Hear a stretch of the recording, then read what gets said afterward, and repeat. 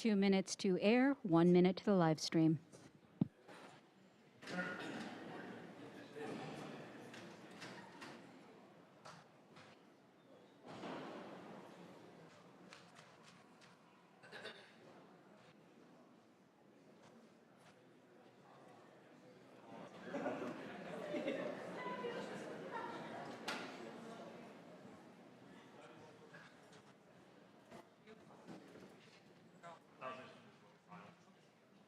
Recording in progress. 1 minute to air. The live stream has started.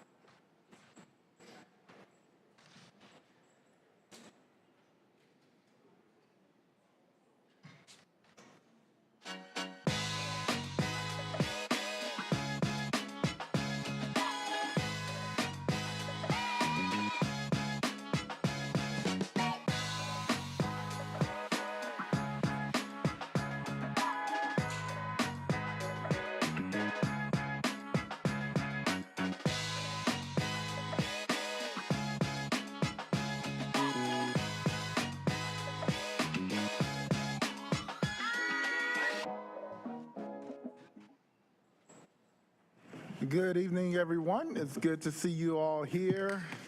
It's great to be in the People's House tonight. Welcome to City Hall. Calling this meeting to order at 7 p.m. And if you will, please join me in a moment of silence.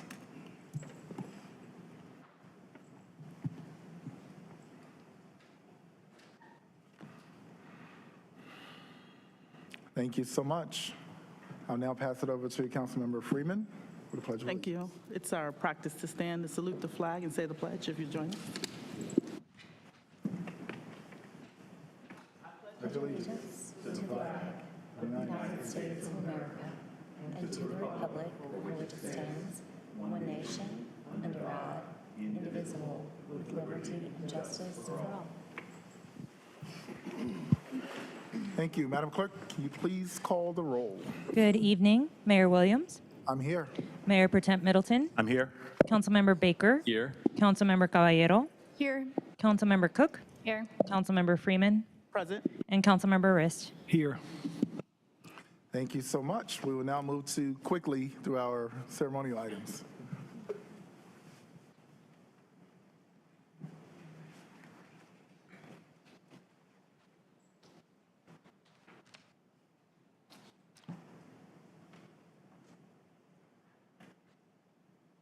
All right, Sheila Fawcett, are you here? Oh, there we go. Deputy Director, Deputy Finance Director, and the team. Yes. Welcome. I have the honor of presenting our proclamation for Med Week, in what we say short for Minority Enterprise Development Week. Here's the proclamation. Whereas Minority Enterprise Development Week, also known as Med Week, is observed in October to recognize and celebrate the achievements and contributions of the minority business enterprise community.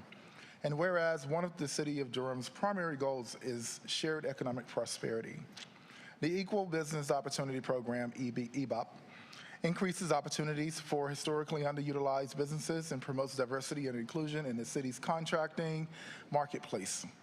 And whereas the City of Durham encourages and actively seeks participation by minority and women-owned business enterprises for advertised projects. The City of Durham is committed to the ongoing evaluation of its policies, procedures, and practices that its businesses is conducted in a manner that ensures minority and women businesses receive equitable access to all available opportunities. And whereas minority and women businesses are key components of the city, state, and national economy and are to be honored not only as valued resources for the provision of goods and services, but vital to our economic success. Now, therefore, I, Leonardo Williams, Mayor of the great city of Durham, North Carolina, do hereby proclaim October 14th through 17th as 2024 as Minority Enterprise Development Week in Durham and recommend its observance to all citizens. Witness my hand in the corporate seal of the city of Durham, North Carolina, this 7th day of October 2024. Thank you very much. Thank you all.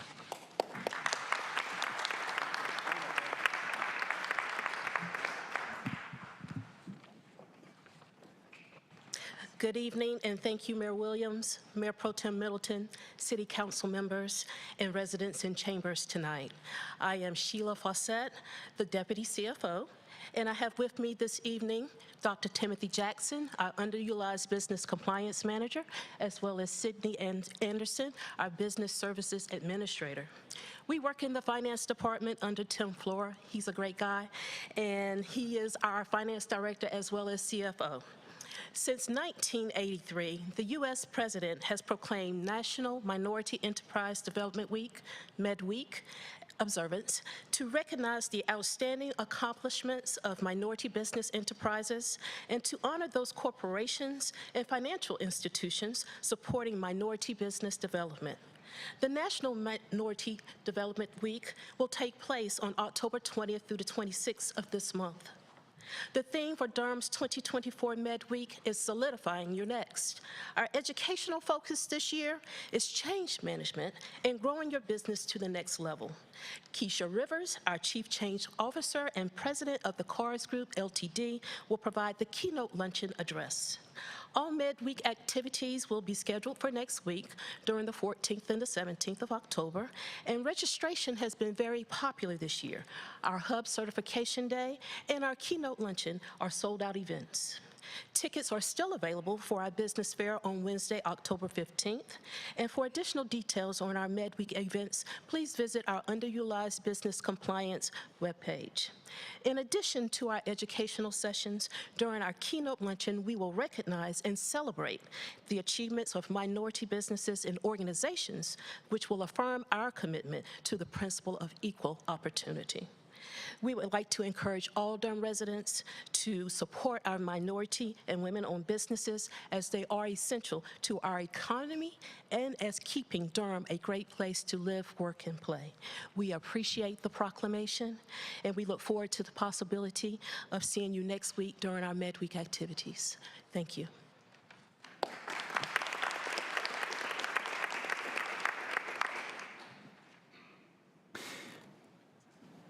I'd like to call up Marcella Engman with Digital Durham and Patrice Carroll with the City of Durham.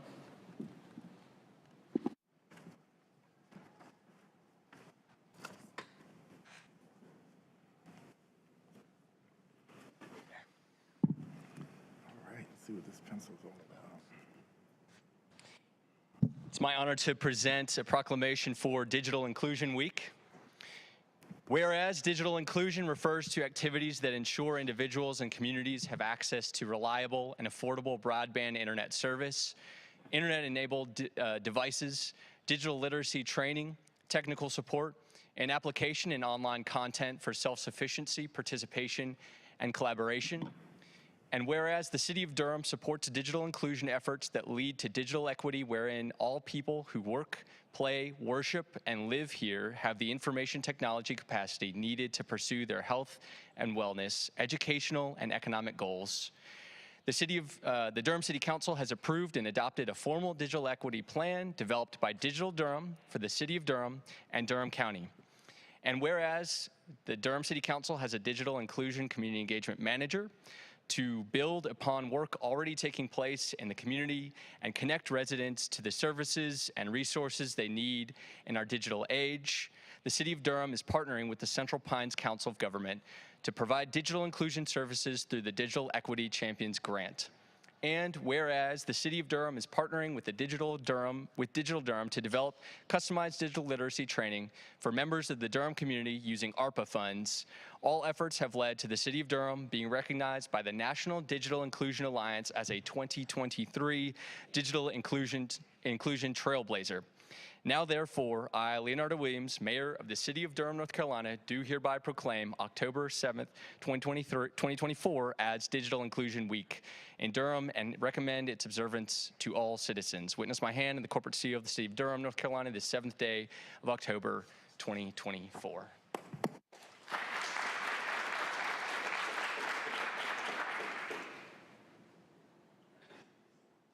Mayor Williams, Mayor Pro Temp, City Council, City Manager Page. First, I'd like to state my name is Frederick Raven, Chief Data Officer, Assistant Director for Technology Solutions. And I also send salutations from our Director, Kerry Good, who's unable to be here this evening, but did want to let you all know how important this is. Interestingly enough, he's actually attending a mixed conference with some of the largest CIOs from municipalities and counties around the country that are talking about this exact type of issue of digital inclusion and other pressing needs. So definitely wanted to send you greetings from him, and we'll turn this over to Patrice, who is currently our acting Digital Inclusion and Community Engagement Manager. Thank you. Hello. As he said, my name is Patrice Carroll, and I would just like to say that I thank you on behalf of the organizations that are working for the digital inclusion to bridge that gap, that there are a lot of activities that are taking place this week and actually ongoing, and you can find some of those activities that are listed on our website that will have everything that is going on this week for digital inclusion. Now, I also have here with me Marcella, who is with Digital Durham, and she's going to share some of the highlights as to what we have been doing so far this year.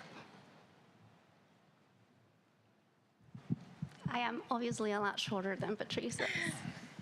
Good evening, everyone. Thank you, Patrice. My name is Marcella Engman. I am a board member of Digital Durham. And as you might know, Digital Durham is a collaborative of organizations that work together to assist Durham residents to access technology resources and develop the digital skills needed to be able to use those resources. Digital Durham's members work together to ensure that all aspects of digital equity are addressed. So as we heard, that involves access to computers, access to affordable internet connection, as well as developing those digital literacy skills that are necessary to be able to participate in our digital world. Through our partnership with the North Carolina Central University and the Digital Equity Leadership Program, we have been conducting an assessment to find out what the residents of Durham actually need to be able to support them in developing those aptitudes and those skills that they need.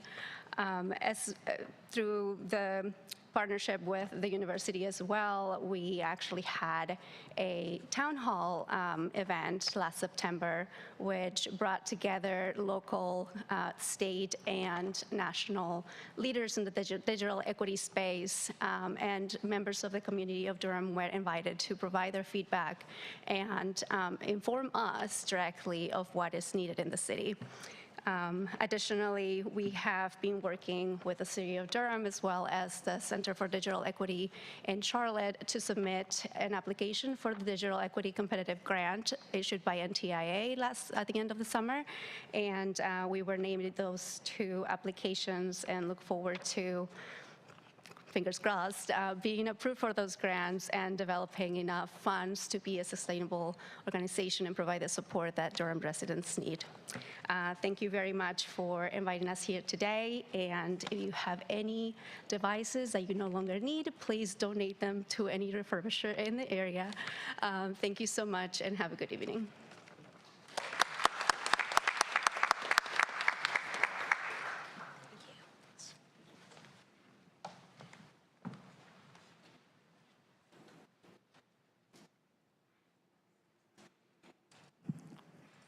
While he's coming up, Digital Durham, thank you all for the invite. I enjoyed participating with you all at the event over at NCCU, and great turnout. Good evening, residents, city staff, council members, folks listening online. My name is Carl Rist. It is my honor to be the Durham's City Council representative to the Durham Housing Authority Board and to read tonight's proclamation honoring Durham Housing Authority Day. So I want to call up Anthony Scott, the CEO of the Durham Housing Authority. Thank you for being here. So, whereas October the 8th, 2024 marks the celebration of the 75th anniversary of the incorporation of the Durham Housing Authority, resulting from the Federal Housing Act of 1949, and whereas the Federal Housing Act appropriated funds to build 800,000 units of housing nationwide, the Durham Housing Authority has developed and managed thousands of housing units to meet the needs of low-income citizens, and whereas safe and decent housing is a positive community good, economic stability, community health, and human relations in all communities are improved by diversity and integration.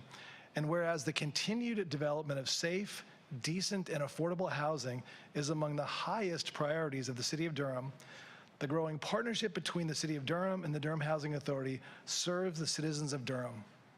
Now, therefore, I, Leonardo Williams, Mayor of the City of Durham, North Carolina, do hereby proclaim October the 8th, 2024 as Durham Housing Authority Day in Durham and urge all citizens to commit to safe, decent, affordable housing and encourage private and public entities to advocate for equal housing opportunities for residents in Durham. Witness my hand in the corporate seal of the City of Durham, North Carolina, the 7th day of October, 2024.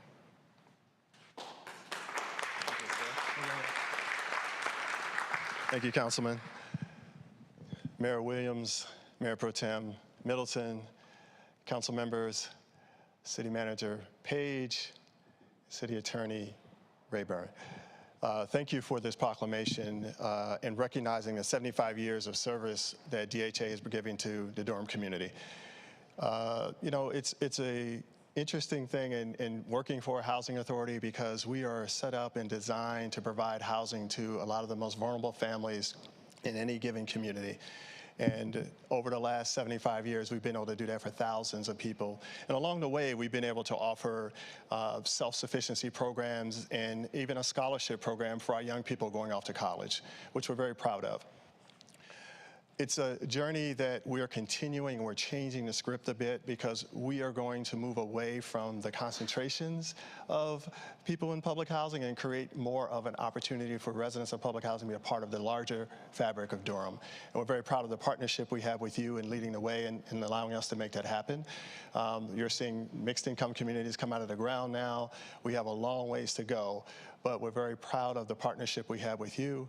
We're very excited about what we've been able to do for the thousands of families, and we really, really look forward to the next 75 years. So thank you very much.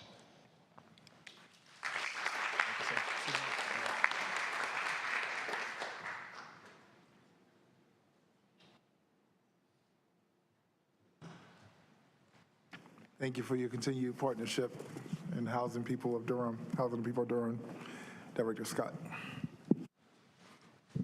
Mr. Mayor, honorable colleagues, friends in chamber and watching on whatever platform you may be watching, good evening. Mayor Williams, I want to thank you for allowing me to read the proclamation tonight, particularly this proclamation on National Customer Service Week. Let's hear it for good customer service. There is nothing worse than calling a business and the first thing the rep asks you is, how'd you get this number? So we love good customer service here at the City of Durham. I'm going to invite up Thomas Johnson, Customer Service Supervisor for the City of Durham, and Stephen Williams, Customer Service Administrator. Proclamation. Whereas in 1992, the United States Congress proclaimed that National Customer Service Week be recognized as an annual event and celebrated during the first full week in October. National Customer Service Week is set aside to recognize the importance of service, excellence, and to honor those who demonstrate outstanding customer service and consistently perform their duties with the highest level of professionalism. And whereas customer service in local government is critical for connecting people with services, building trust with residents, helping business representatives navigate complex processes, addressing unique challenges, and creating positive experiences with government agencies. And whereas excellent customer service requires an inclusive culture where diversity is valued, all customers are welcomed, and equitable access to services is provided.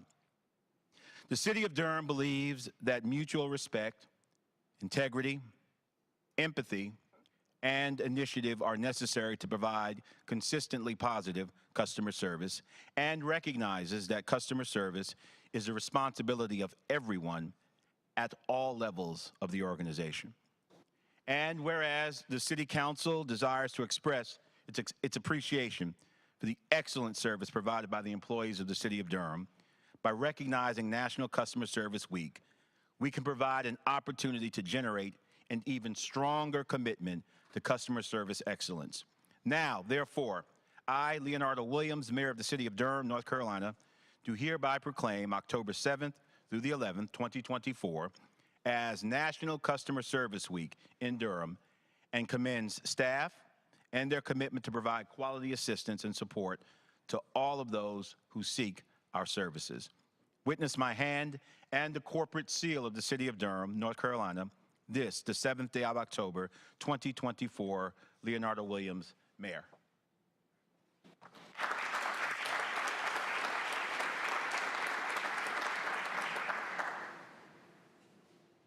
Mayor Williams, Mayor Pro Tem Middleton, City Council members, City Manager Page. I'm Steve Williams, Customer Service Administrator for the City of Durham, and Tommy Johnson, who's the Supervisor for Durham One Call. We stand here representing every single employee for the City of Durham.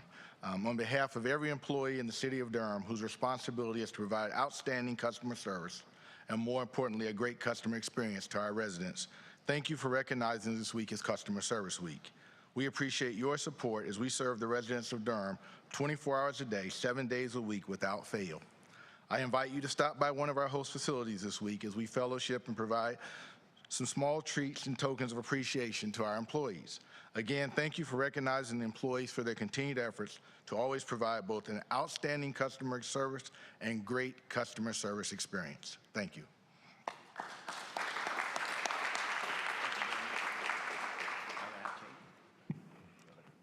Just a quick note, as you guys are taking your seat, thank you all, and especially you, Mr. Williams, for working directly with the many concerns that come into my office and helping to help residents with their concerns. It's not up to the resident to know every corner of how the government works, and I just really appreciate you all making it easy. So thank you. Thank you. All right, we'll now move on to council announcements. Councilmember Cook. Good evening, everyone here and everyone watching at home. It's been a long time since we've seen y'all. We had a funny little week where we had an extra Monday in September, so it's been 3 weeks. Lots been happening. I'm just going to talk about a few things. I'm sure my colleagues will cover all of the very great events that we have been doing in Durham. The first thing I want to talk about is that early voting starts in 10 days. I want to encourage everybody to vote early. We have seen some drastic changes in terms of how the ballots are prepared, in terms of ID requirements, in terms of voters being purged from the rolls. If you vote early, that is your opportunity to address issues. This is the safest time to vote. So I'm encouraging everybody in North Carolina, especially, to vote early. Again, it starts in 10 days. There's going to be everything from our statewide elections for candidates to local bond referenda, which you have heard us talk about quite a lot, and I will be voting yes on both of those, and hope you will too. This ballot's going to be long, so turn it over. Make sure that you fill in the back. Actually, people have been telling voters that you could actually start by flipping it over, starting at the very bottom, and vote up so that president is the last thing you get to, just to make sure that you've hit all of the different elections. Want to make sure that if you're going to the polls, that your voice is heard on all of those issues. So make sure to flip the ballot over. Okay.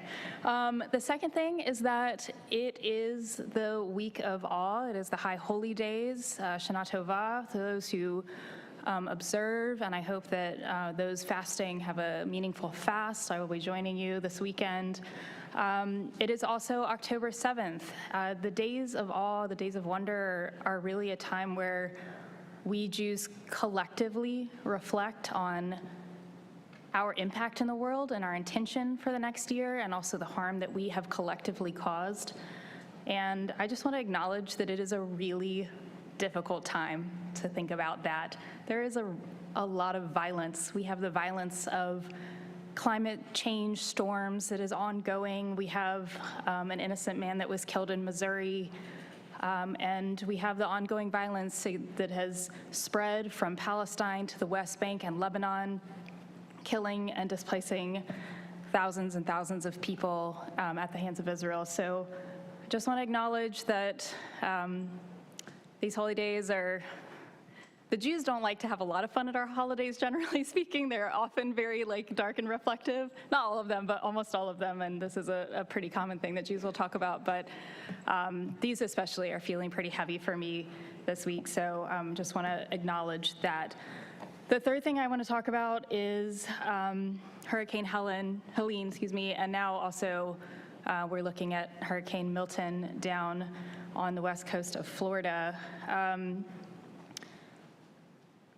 My heart is really breaking for these communities. The loss of life, the loss of housing, the loss of economic security, the loss of potential many rights, voting rights being one of those, tenant security and housing and labor rights, all of these things potentially lost or made harder for folks in a western part of our state and the surrounding areas.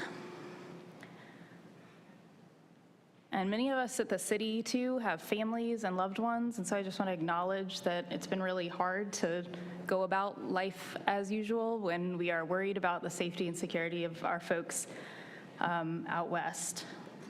As a city leader, though, I also think about Durham and how we will weather the storm that is coming for us. So we know that these storms are the result of profit over people policies.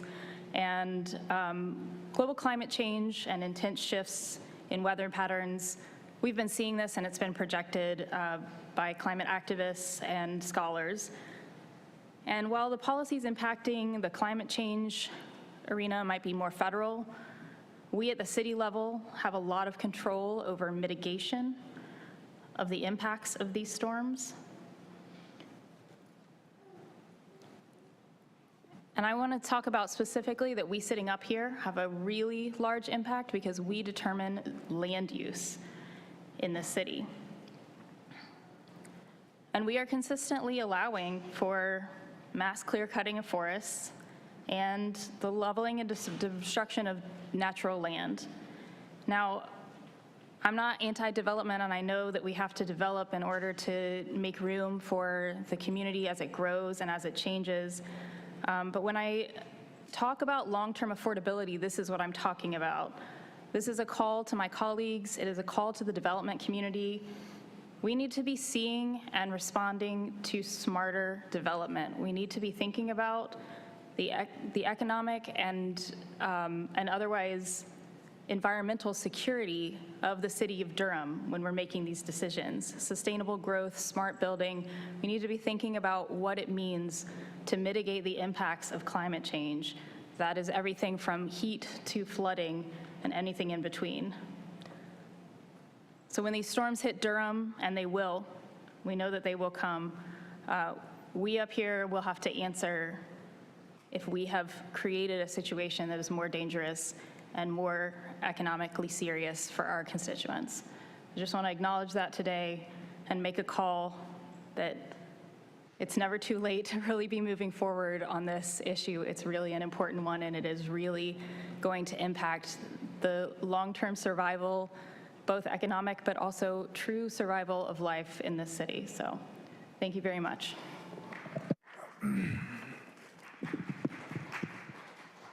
Thank you for your opinion.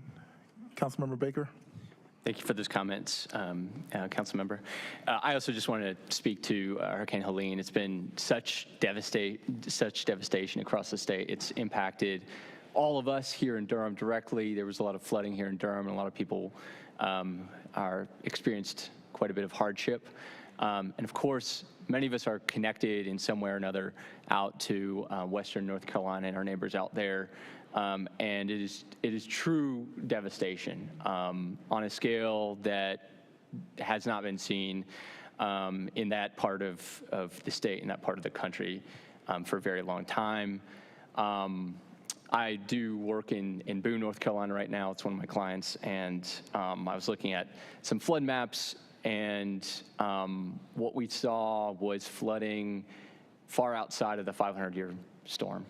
And we need to think about that for a variety of reasons, because floods are getting worse, not just the elevation, but also the velocity of the water and the damage that does to communities. It's truly heartbreaking.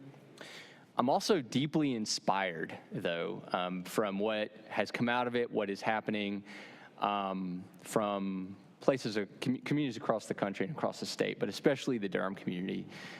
It's hard. I was coming up with a list of different individuals and small businesses and nonprofits and the city and the county and local jurisdictions who have stepped up to pitch in for our neighbors to the west, providing needed supplies and raising money and transporting everything that's needed and manpower.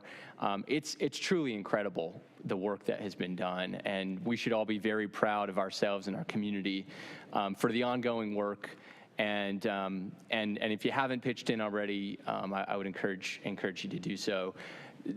City of Durham, and I think several of us have been in communication with City Manager's office.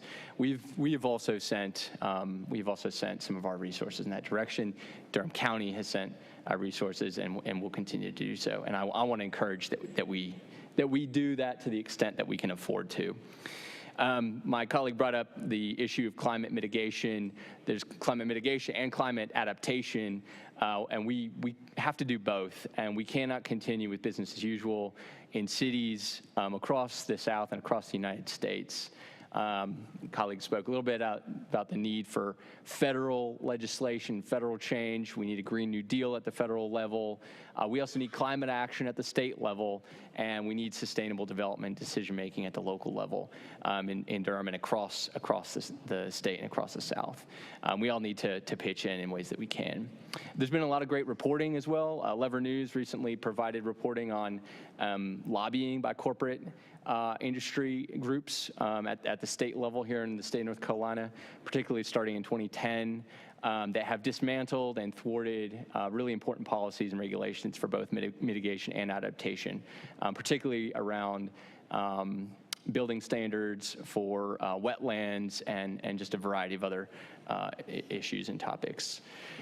So I'm proud that Durham has really stepped up. The Durham community and our Durham institutions have pitched in and will continue to do so. And I did want to read a quote from a pretty remarkable quote that I read from the Daily Tar Heel about Appalachia.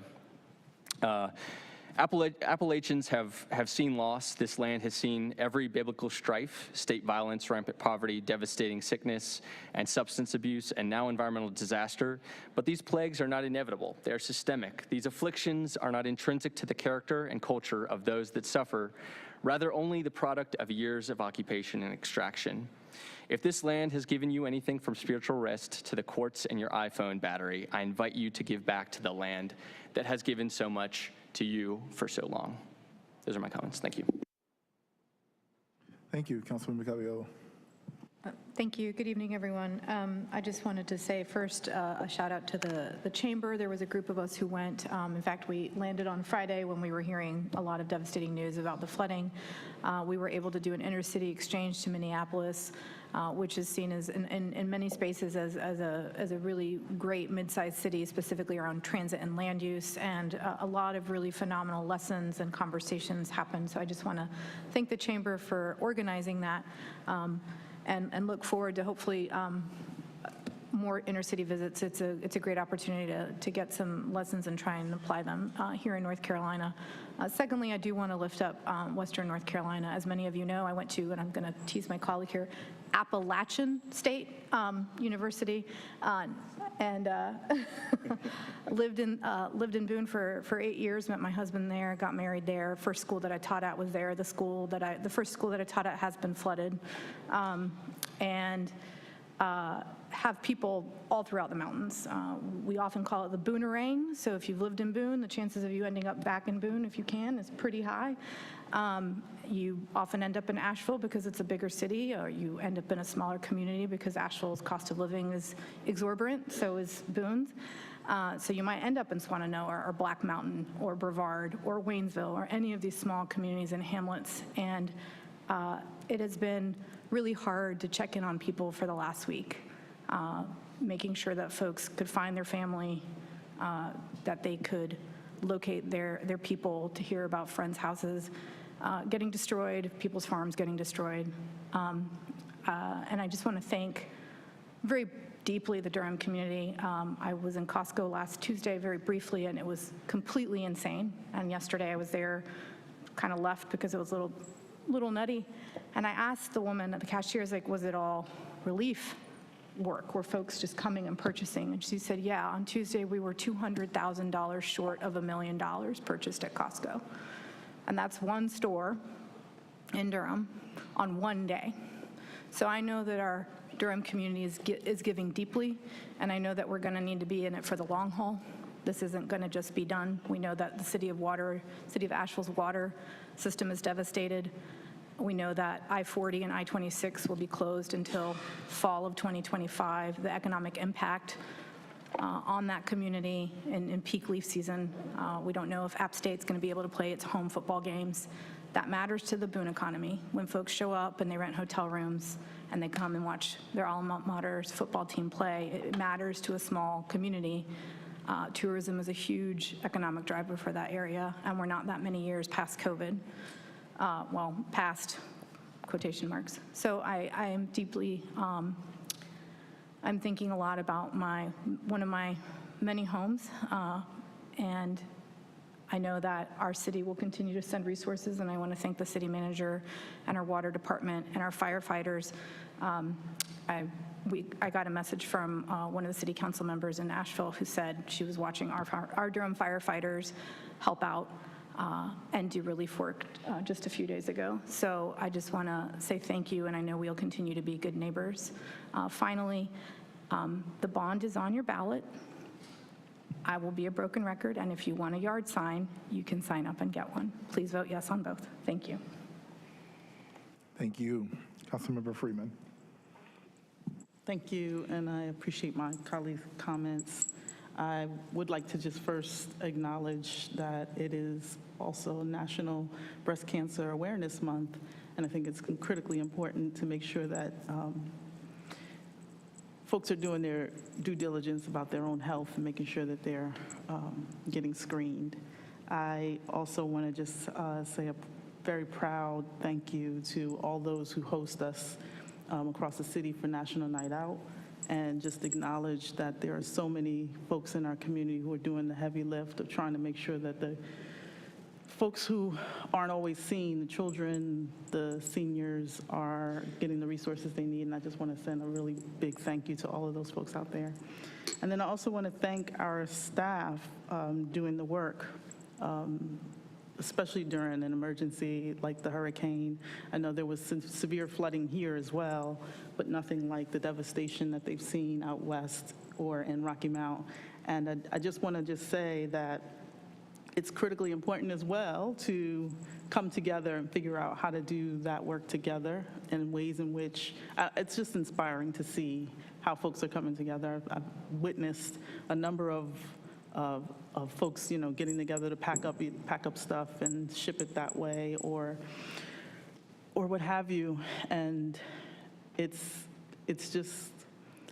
heartbreaking, and then it's as much as it is heartbreaking, it is also, I'm in awe of all that folks are doing, and I just want to say thank you on that side as well. I did want to make sure that I mentioned as well that, I was going to say that I was supposed to be in Boone tomorrow, and just knowing what our colleagues on councils and towns, villages, and cities in the West are facing, it is,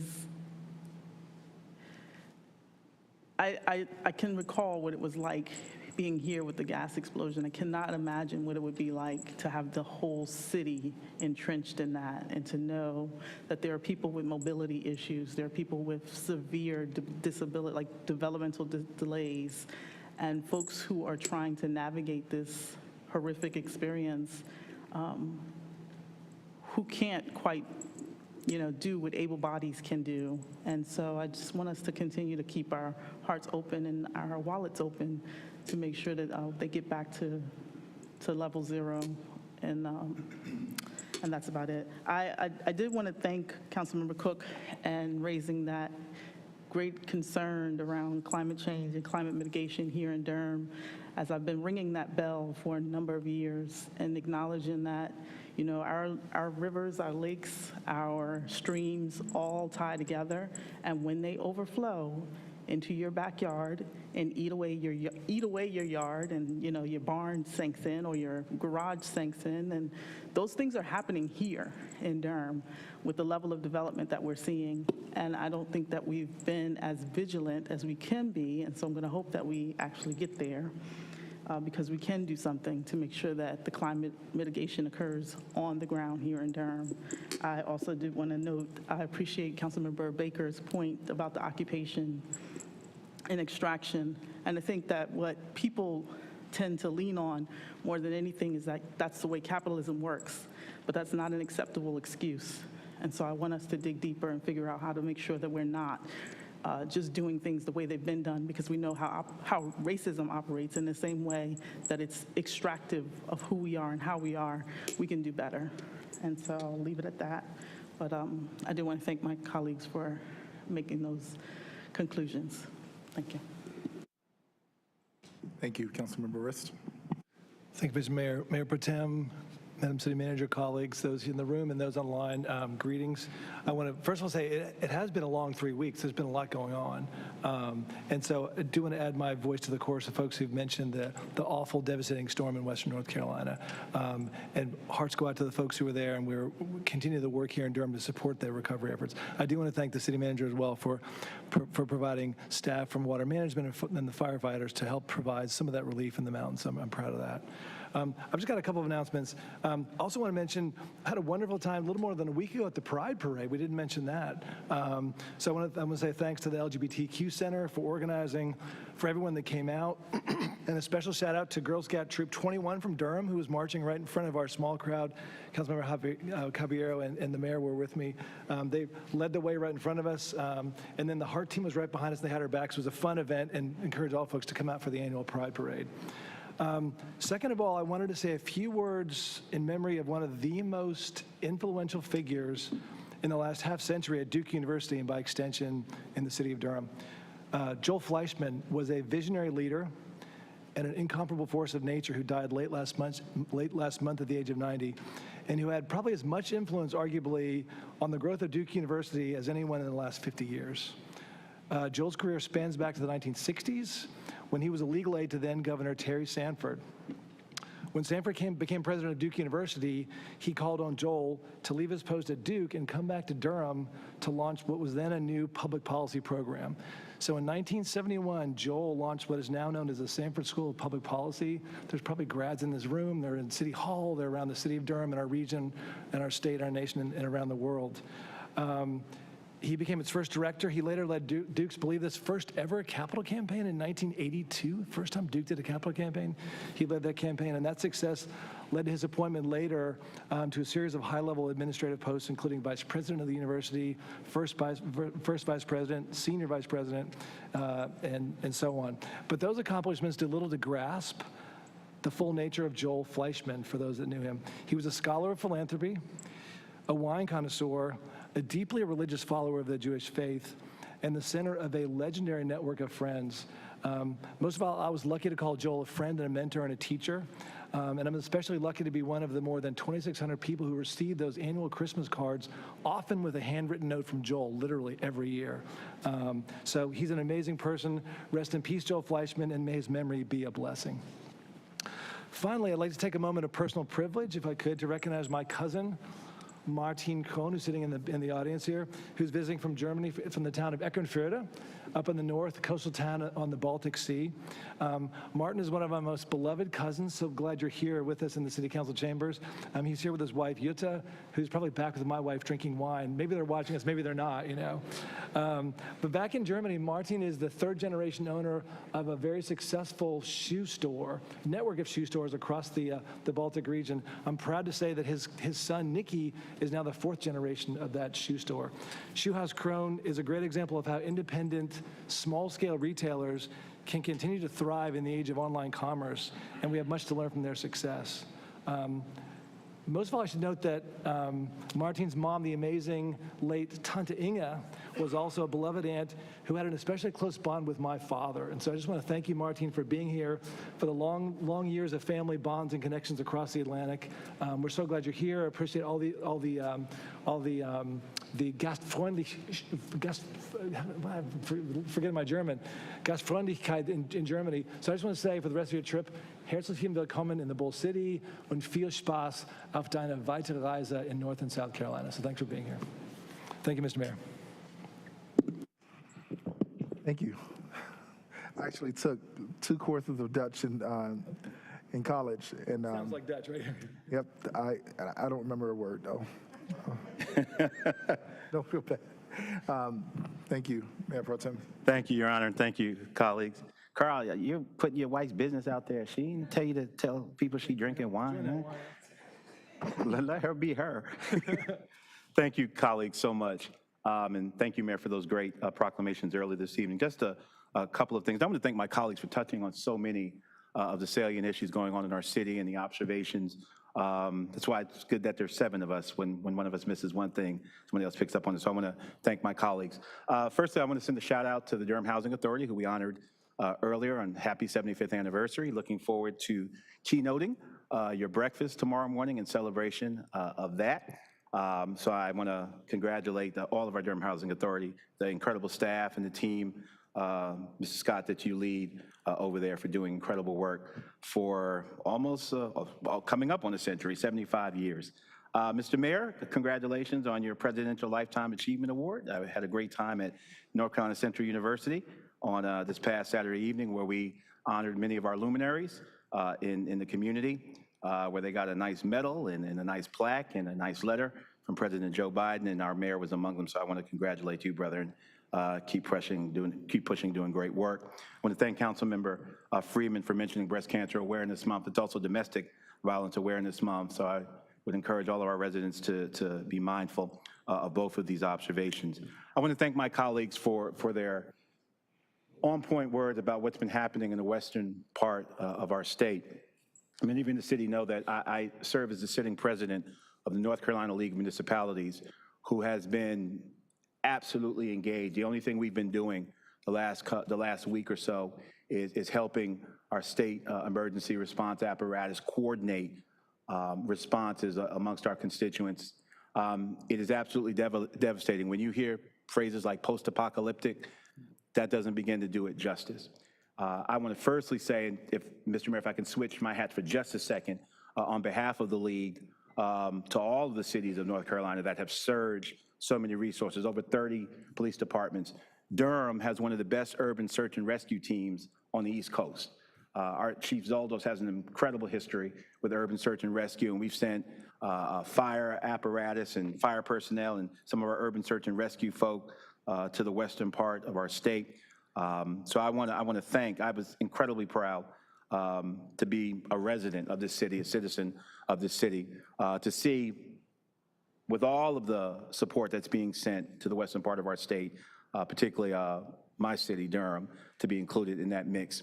Let us continue to pray, and after we say amen when we pray, let us continue to send supplies and money and resources. It's going to be a long, long time before we get back to a semblance of normalcy in the western part of our state.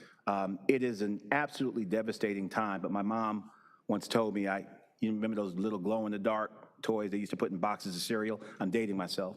And I pulled the toy out, I told my mom it doesn't work. She said, go in the bathroom and turn the light off. She said, glow works better when it's dark.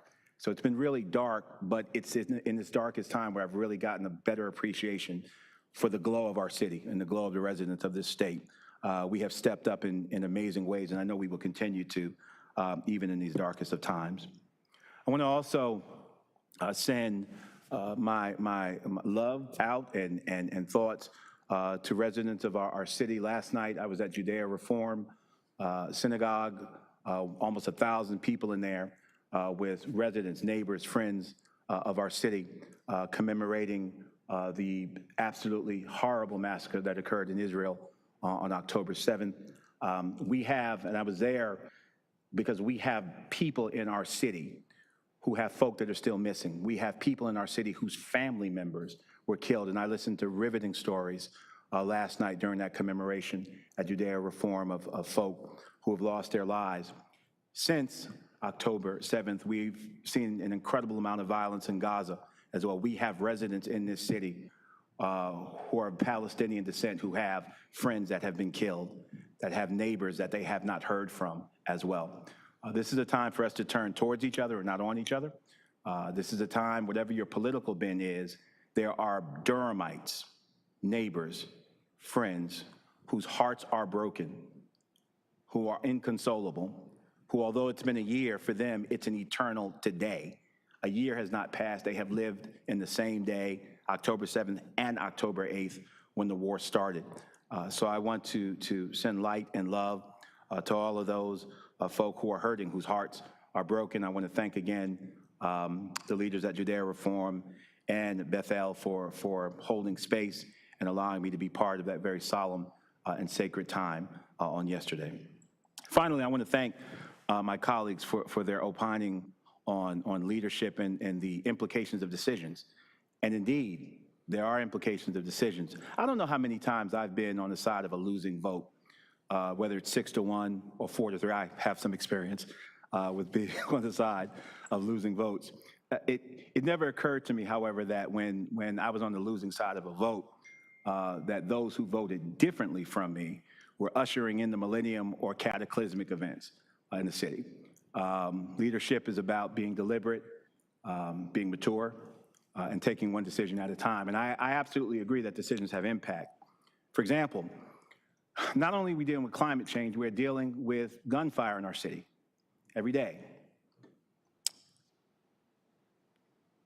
If a young black boy or black girl or white man or white woman bleeds to death in our city because they were shot, and we made a decision to, let's say, remove gunshot technology that could have sent first responders to them, not to arrest anyone, not to pick up bullets, to administer first aid.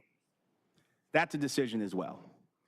But it never occurs to me to go to the step where that life or that blood is on the hand or in the vote of one of my colleagues. This is much bigger than our votes. It's much bigger than the city council.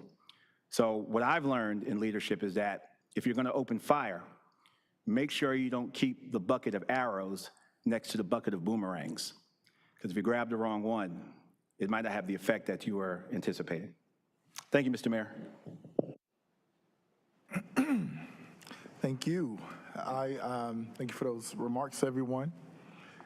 And the first thing I want to do is I want to ask an individual to stand. And I was going to have them introduce themselves, but we are running tight on time. So, Arif, if you don't mind standing and coming up just a little bit. Arif is a sophomore at Duke University, and I had thought I was meeting him in person today for the first time, but when I saw him tonight, I was like, wait, you look familiar. And he actually had introduced me when I spoke to the Student Senate at Duke University about how students at Duke University can be more engaged with Durham because they are sick and tired of hearing all of this adversity, and they want to know how they can be better represented in their community. And so they invited the mayor, and they said, look, how can we be better stewards in this community while we live here?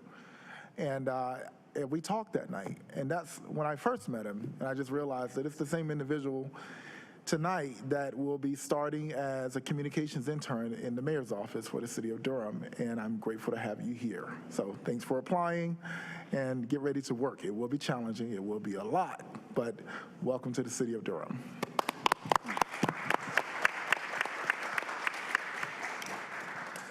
I also, you're going to hear me briefly mention a lot of things that were mentioned because I've taken a lot of notes earlier just to spread out my announcements tonight. Inner city visit, with an S. Some of us, I believe Councilmember Caballero, Councilmember Rist, I think that was it.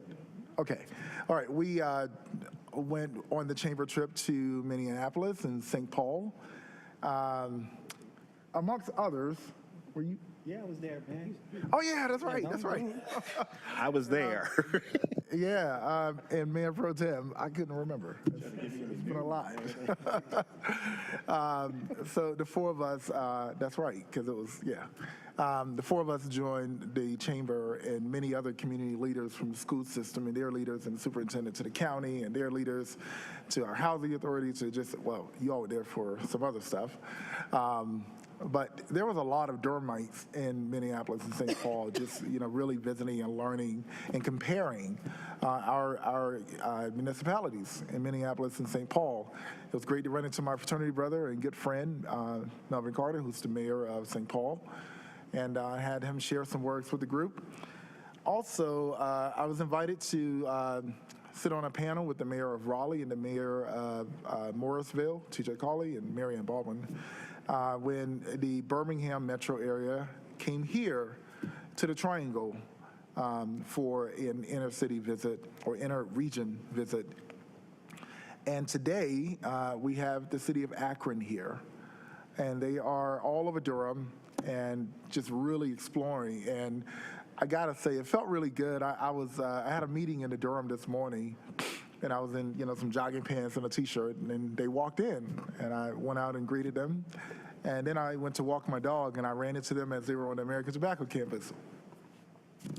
And then I was driving by delivering food to my restaurant, and I ran into them again. And then tonight I was in a suit, and I ran into them on the rooftop, and they were just amazed at Durham.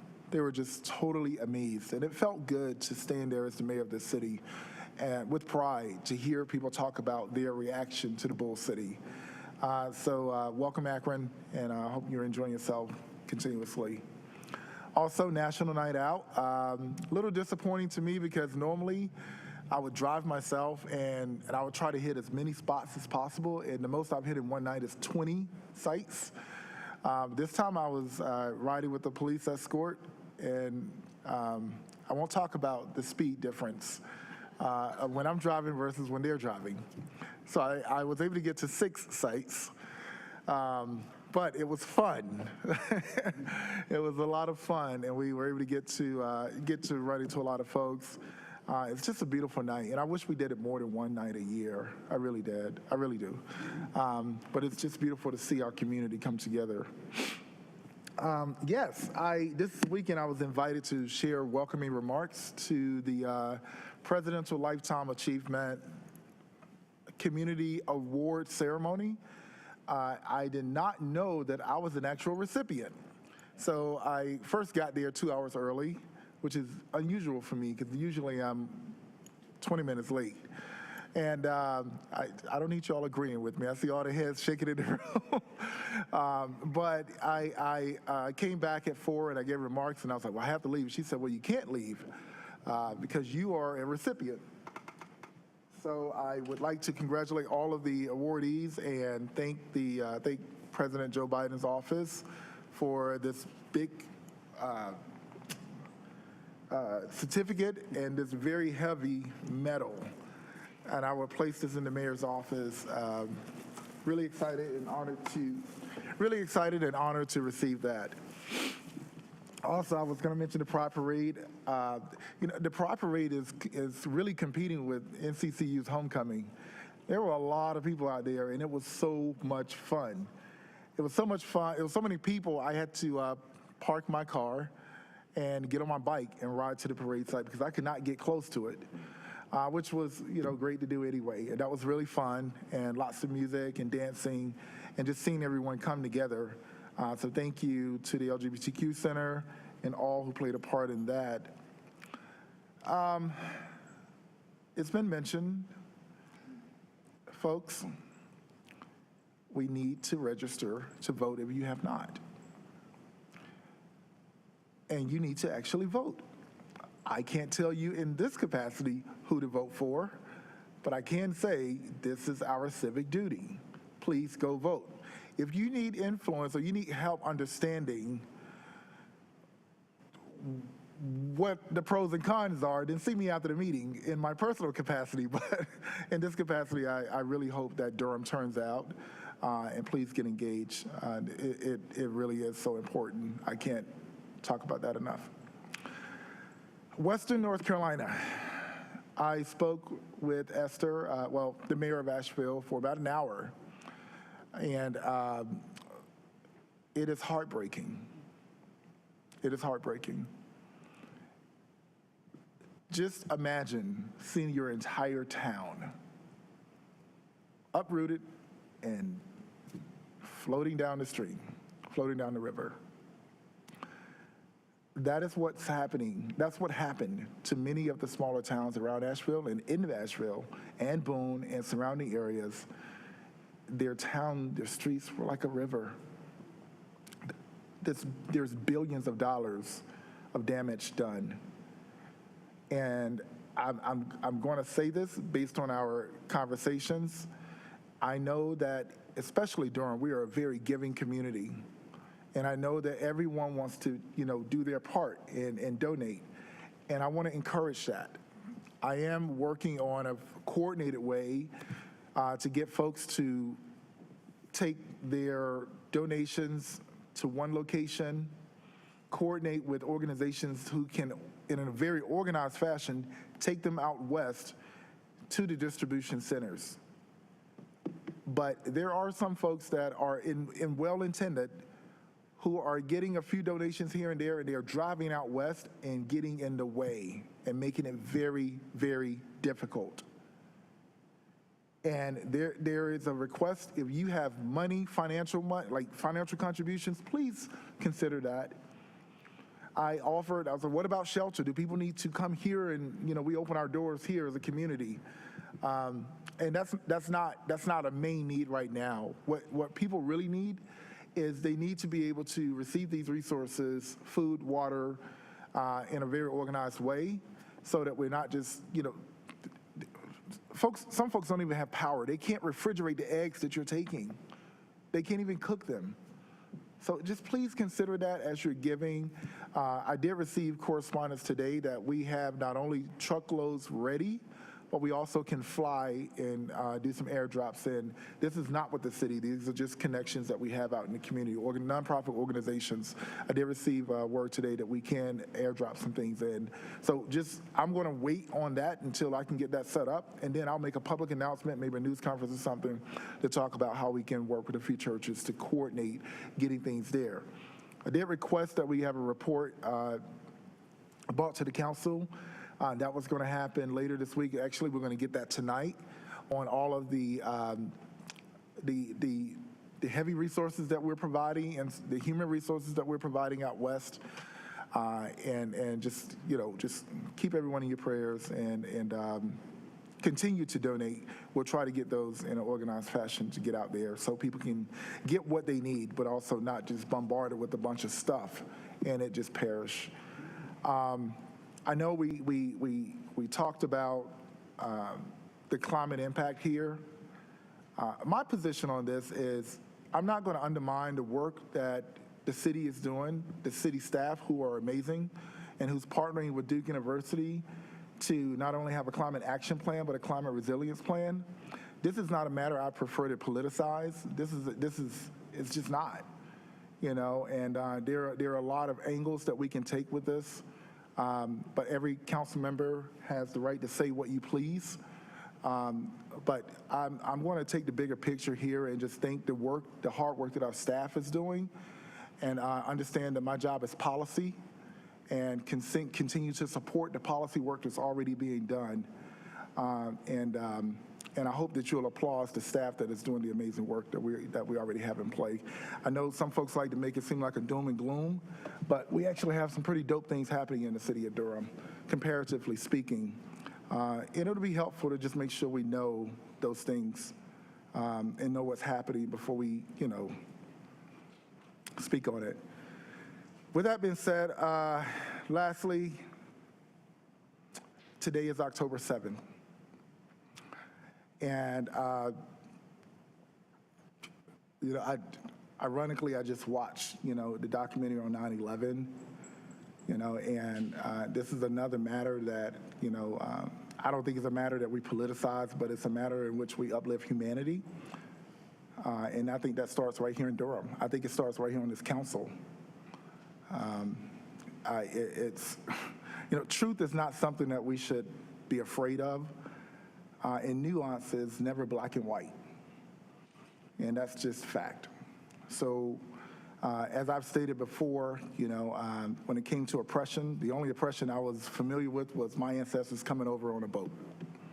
And it's taken me a long time to really learn and understand the Middle East and all the history and complexities that come with it. And, you can't talk about these events without acknowledging October 7th. You can talk about the response of Israel, but you also have to talk about what happened to Israel. There's harm being done on both sides of this issue. And the fact that it's on both sides is an issue within itself.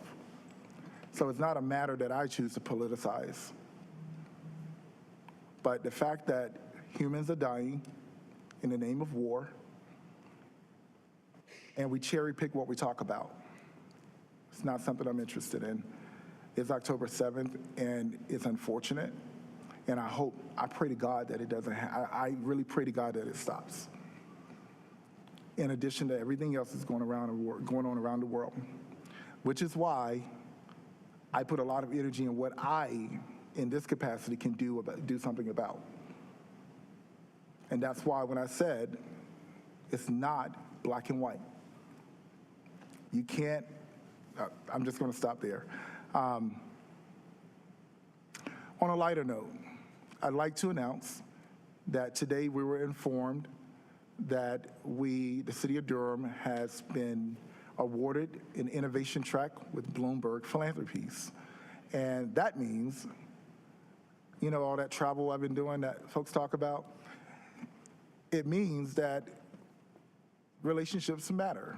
And now we will receive 2 full-time staff members paid for by Bloomberg Philanthropies to support the City of Durham in doing some really cool, innovative things and really set us up for grant funding to actually carry those things out. With that being said, about all this travel stuff, tomorrow I'll be at Harvard as a guest lecturer and representing the City of Durham. Remember that transition team I had here? Those kids were amazing. And we get to talk about our work tomorrow, and I'm really excited.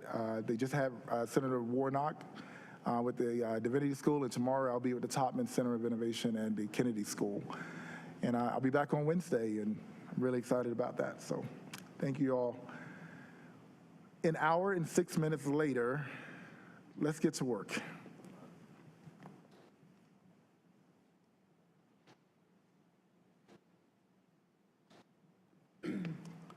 All right. I will now pass it over to the manager. Good evening, Mr. Mayor, Mr. Mayor Pro Tem, and members of the Durham City Council. We do have a few priority items for your information this evening. I will start with some agenda-related items, and then when I am finished reporting those to you, I ask Deputy City Manager Bo Ferguson to come to the microphone and make some updates that will inform you of some specifics around our support of our neighbors in Western North Carolina from our city resources, from our mutual aid agreements that we have that allow us to provide this needed service to our community members to the west. And as Bo makes his way, I will speak on the agenda-related items. So agenda item number 13, there's a request for a temporary construction easement at River Forest Park. The additional information that was requested during the September 19th, 2024 City Council work session has been attached. Agenda item number 14, the First Amendment to Workforce Innovation and Opportunity Act, Adult and Dislocated Worker Program, delivery contract with Eckert Youth Alternatives, Inc., contract number 19714. The additional information requested during the September 19th, 2024 City Council work session has been attached. And agenda item number 15, contract amendment number 2 for Durham Workforce Development Board, Workforce Innovation and Opportunity Act, Youth Program, Eckert Youth Alternatives, Inc. The additional information requested during the September 19th, 2024 City Council work session has been attached. At this time, Bo will provide an update for you, Mayor and Council, as well as the community. Thank you, Bo. Thank you, Madam Manager. Good evening, Mayor, Mayor Pro Tem, members of Council. I'm Bo Ferguson, Deputy City Manager for Public Safety, and I'm here to provide, as the Manager announced, an update on our city's ongoing efforts to assist neighbors in Western North Carolina who were impacted by Hurricane Helene. As you all know and have had poignant comments this evening, Hurricane Helene caused significant damage across the region, and Durham is proud to be among the many organizations to answer the call for aid that we've received. So I want to talk very specifically about what city resources have been deployed over the last several weeks to assist. Specifically, as of today, we've had 3 departments that have made significant contributions in aid, and I'll go department by department. First, starting with the Department of Water Management. A 7-person crew from our Water Management Department is currently deployed in the town of Woodfin, North Carolina, providing critical support with water line repairs and easement clearing. This team is equipped with a broad variety of city equipment, heavy equipment, including 2 dump trucks, mini excavators, skid steers, gators, and multiple equipment trailers to tackle the challenging terrain and the infrastructure damage that is there. They departed this morning and will be on site for the remainder of the week. Separately, that department, Water Management, has sent items from our inventory that were requested from Systems Out West to help repair their infrastructure. We've sent a large 30-inch water valve, 80 feet of 6-inch ductile iron pipe, 80 feet of 10-inch ductile iron pipe, and various parts and stock necessary to install the equipment. From our fire department has been instrumental in search and rescue operations and providing ongoing support. I'll go unit by unit. The Urban Search and Rescue, or USAR team, we are part of North Carolina Task Force 8. A team of 11 personnel deployed on 2 separate occasions over the course of the last few weeks, starting on September 25th before the storm came ashore, with a second group joining on October 4. 5 members of the first deployment returned on October 4th. The remaining team members are still on site providing specialized urban search and rescue capabilities. A search and rescue tech specialist, this is an additional DFD member who was deployed before the storm on September 24 as a search and rescue tech specialist to support the North Carolina Emergency Management Western Branch. That individual remains deployed. Assisting the city of Asheville, we sent a 4-person fire crew that is deployed to Asheville on September 30th to assist with firefighting efforts to give relief to Asheville firefighters who had been on duty since the storm hit. So this 4-person crew is manning an Asheville fire station in order to give some relief to the Asheville employees. That team is scheduled to return to Durham today, October 7. We have an Information Technology Service Unit Leader, which is a DFD firefighter who deployed on October 1st to provide critical IT support to that North Carolina Task Force 8 team that I mentioned earlier. He's expected to return today. And finally, in the fire department, a communications unit leader. This is one of our division chiefs, deployed on October 3rd as a communications unit leader for the Western Branch operations of North Carolina Emergency Management. That individual is expected to return on October 10. That is the current resources from the fire department. Finally, I want to call out the efforts of our police department, who led a volunteer supply drive both for their employees and for the public to drop off supplies all through last week. And then on Friday, 9 Durham police officers embarked on a mission to deliver those supplies with equipment to Avery County, delivering essential donated supplies like water, food, and medicine. The team brought 2 DPD ATVs with them, and because of that, they were able to transport the supplies to 22 remote locations. I learned that they met 2 volunteer nurses in Avery County, and the nurses were able to go along with our staff and provide some medical support in some areas of Avery County that were difficult to access by regular means. That team did return safely to Durham late Friday night. As of right now, those are the 3 departments that have provided resources, but I want to offer some general comments about how emergency management works in North Carolina for the public's benefit and certainly for the council. Governments across North Carolina and across the Southeast are pouring resources into Western North Carolina. That is both heartening, but it is also very, very complex. And getting the right resources to where they're needed requires a great deal of coordination. So one of the things that we abide by as part of that system is to follow the system laid out by North Carolina Emergency Management, which is overseen by FEMA.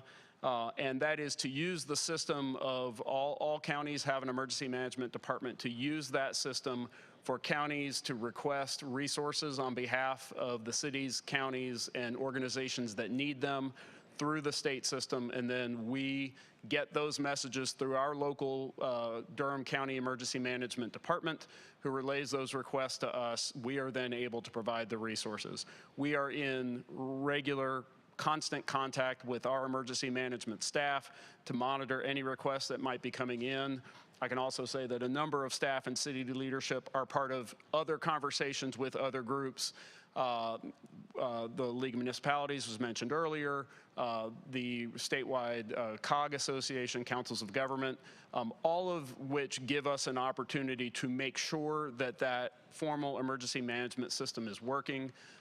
And we receive a lot of reinforcement that it is, and those networks also help us troubleshoot. So if we hear about a concern that is not being addressed through emergency management, we're able to escalate that. And I shared with Mayor Pro Tem last week, I think the league leadership has done an excellent job of being able to pinpoint some of the places where there were concerns about requests being passed through North Carolina Emergency Management and help state leadership address those. All the information I'm getting is that system is working as designed. Finally, I want to reinforce some comments that council members made this evening. I am not a spokesperson for North Carolina Emergency Management, but I can relay messaging that they have provided, and that is that at this stage in the disaster recovery, it is cash donations that are most useful and most helpful to those recovering in Western North Carolina. It allows agencies to target the aid that is needed to those various needs and to make sure that the right resources get to the right place. I have certainly heard stories, as others have, of tremendous generosity that has found its way to the mountains, but that also some of which is not going to immediate use. And so I would echo messaging that we have gotten from North Carolina Emergency Management, which is to use vetted, trusted charities that can funnel donations to the right place. I'll read out a website that the State Department of Public Safety has created. They have a resource page on how you can help, and that's at www.ncdps.gov/how-to-donate, and that's hyphenated how-to-donate. I'll say that again. It's www.ncdps.gov/how-to-donate, and that's hyphenated. So, in conclusion, just want to reassure the council that the City of Durham remains deeply committed to supporting the recovery efforts in Western North Carolina. We're incredibly proud of the dedication and professionalism shown by our city employees who have volunteered to serve. I can assure all of you, as I'm sure the manager can, that we have been overwhelmed in the manager's office by our own employees who are desperate to help in any way they can, and we are doing everything possible to make sure that we connect them with requests that we're receiving through the system. Their efforts exemplify our city's values of compassion and community, and we will continue to monitor the situation and provide assistance as needed. Happy to answer any questions. All right, we'll continue to keep council informed. Thank you so much for that. Thank you.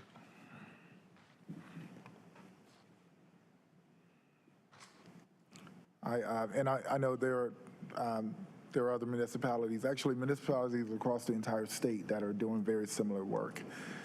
In addition to FEMA and the National Guard. One of the comments that the mayor of Asheville said, she said, the National Guard and FEMA, they have equipment and resources that she didn't even know existed as they're rebuilding and getting the infrastructure back underway. So. All right, those are your, okay. I'll now recognize the city attorney. Good evening, Mr. Mayor, Mayor Pro Tem, members of the council. It's good to be with you. The city attorney's office does not have any priority items tonight. Thank you, Madam Clerk. Thank you, Mr. Mayor. I do not have a priority item. However, I'd like to make a request for a moment of personal privilege. All right, thank you very much. This evening, the City Clerk's office staff, led by Deputy Clerk Rowland, hosted the city's 4th in-person volunteer appreciation reception for council-appointed volunteers to the city's boards, committees, commissions, and task forces. And I wanted to extend a special thank you to the clerk staff, Assistant Clerks Ashley Adams, Mary Bryant, Javon Pratt, Administrative Tech Katrina Wood, and our temp admin, Shay Castro. And last but indeed not least is Deputy Clerk Lola Rowland, who once again did an outstanding job managing the details of the volunteer appreciation reception.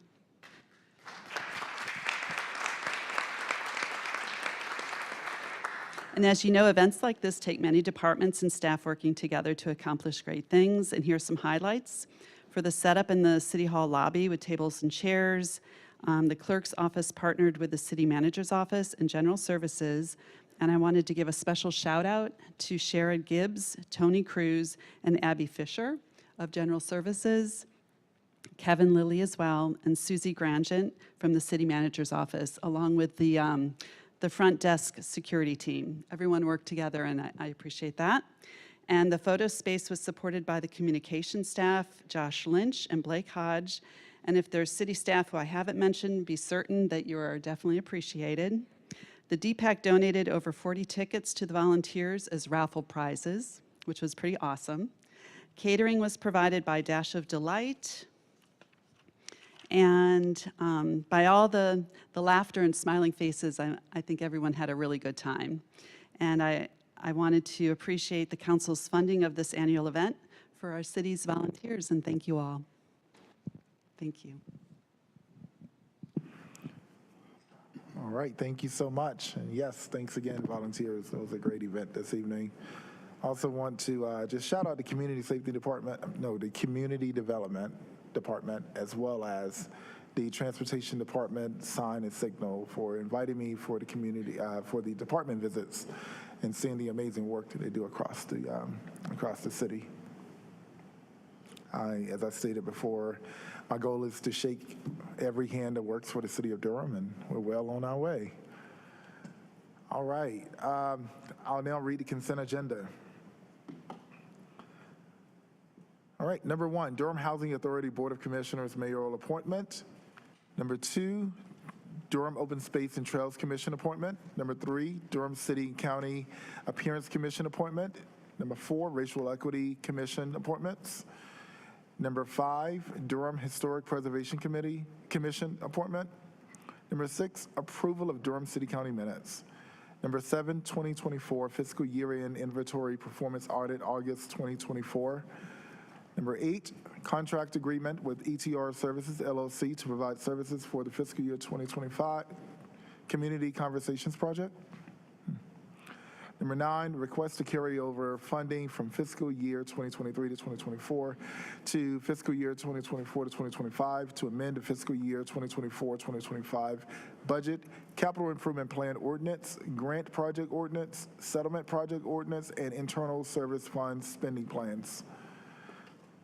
Number 10, contracts for state and federal lobbying services.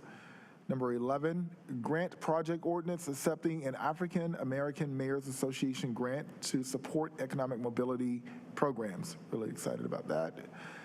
Number 12, Durham Athletic Park feasibility study. Number 14, First Amendment to Workforce Innovation and Opportunity Act, Adult and Dislocated Worker Program Delivery Contract with Eckerd Youth Alternatives Incorporated, Contract 19714. Number 15, Contract Amendment Number 2 for Durham Workforce Development Board, Workforce Innovation and Opportunity Act Youth Program, Eckerd Youth Alternatives Incorporated. Number 13, request for a temporary construction easement at River Forest Park. Number 17, Consolidated Annexation Yates Right-of-Way. Number 18, Consolidated Annexation Bristlewood Right-of-Way. Number 19, Consolidated Annexation Parmer Edge. Number 20, zoning map change Sunrock Camden. 21, zoning map change Duke Central Campus Addition. Those are the items we have. All right, and first up, we will have, well, I would now entertain a motion to approve the consent agenda. So moved. Second. It's been moved and properly seconded. Oh, here we go. Madam Clerk, you can open the vote, please. You can close. And the motion passes unanimously. Thank you so much. All right, we'll start at number 13, request for a temporary construction easement at River Forest Park. Thank you all who came out tonight.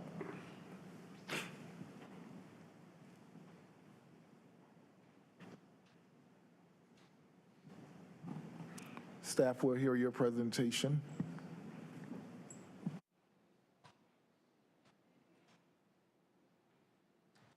Good evening. Alicia Bass, General Services. Additional information was... You know, I'm so sorry. I was treating this as if it was a presentation. Okay. I mean, a public hearing, but you're as a resource, correct? I'm here as a resource. Okay, colleagues. Ready to present if you needed it. Nope, we're good. Sorry about that. Okay.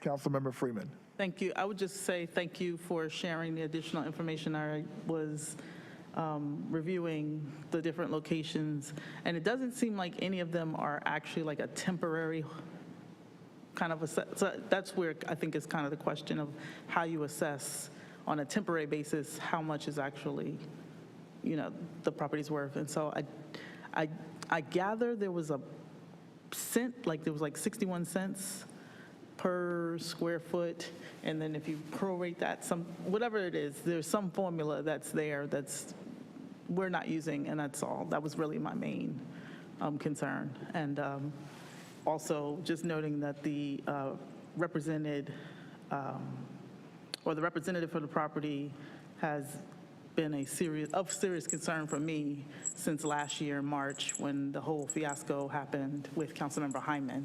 And so I just wanted to make sure that we were doing everything as close as possible to the detail level that we can, because it would be really nice to have like a dollars and cent per day type of thing in place for that square footage, but I am satisfied. Thank you.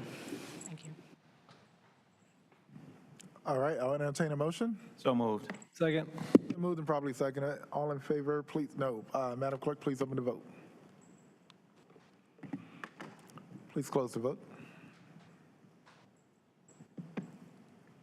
And the motion passes unanimously. Thank you so much. We will head on to item number 17 for the staff report. Thank you. Excuse me. Thank you very much, Mr. Mayor. Mayor Pro Tem, honorable members of council, Aaron Kane with the Planning Department.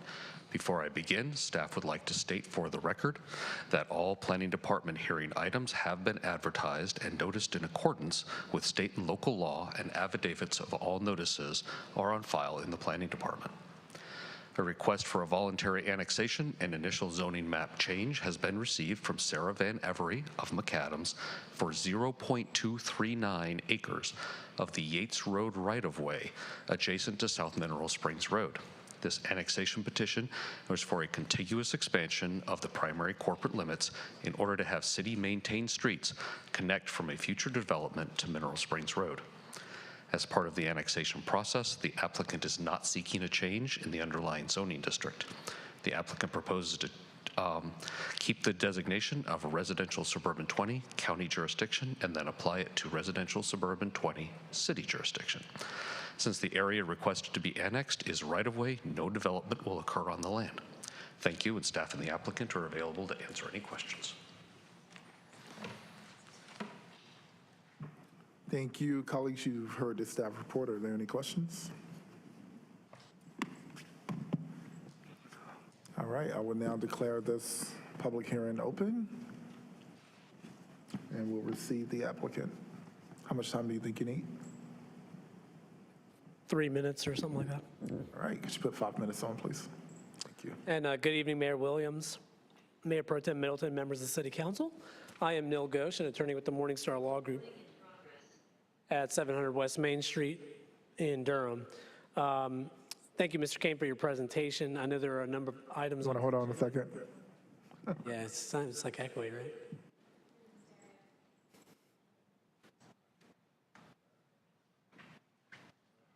Shall we? We good? Okay, sorry about that. Yeah, I'll try to be brief because I think this is a straightforward, albeit maybe unusual request. This is basically a companion annexation for a project that previously was approved.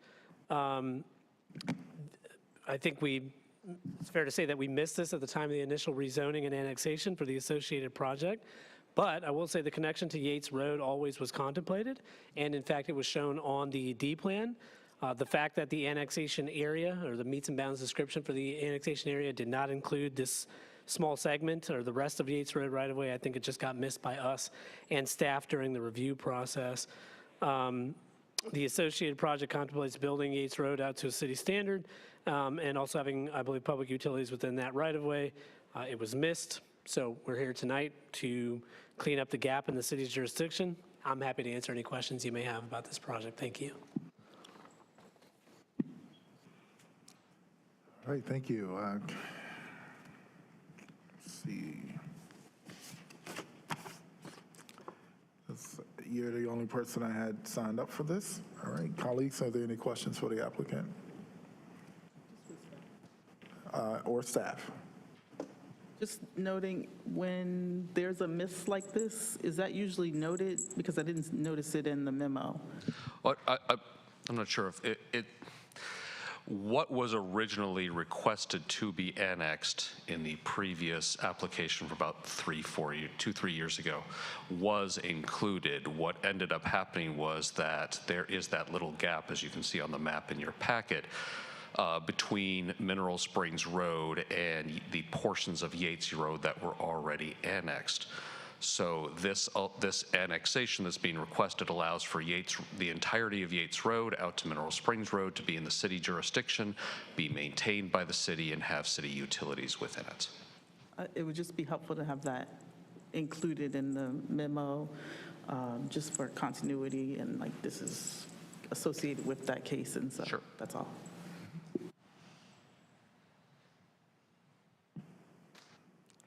Right, there are no other speakers. I will declare the public hearing closed and back before the council.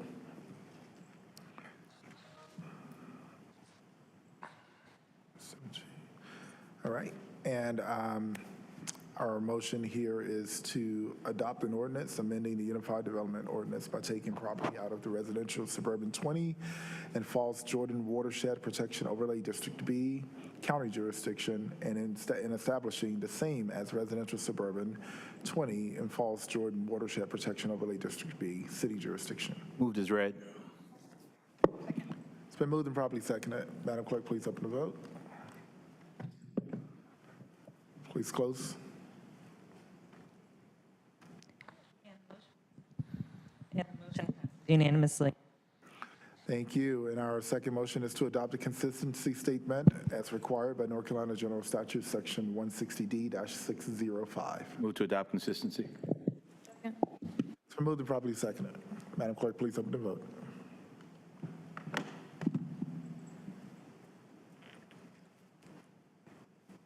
And the motion passes unanimously. Thank you very much. Next item, number 18, Consolidated Annexation, Bristlewood Right-of-Way. Thank you, Mr. Mayor.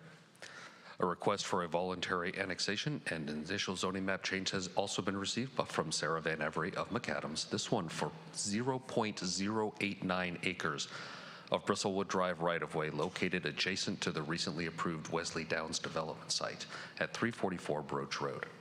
The annexation petition is for a non-contiguous expansion of the primary corporate limits, though contiguous to an existing satellite of city limits, in order to be able to maintain a culvert in the right-of-way of Bristlewood Drive.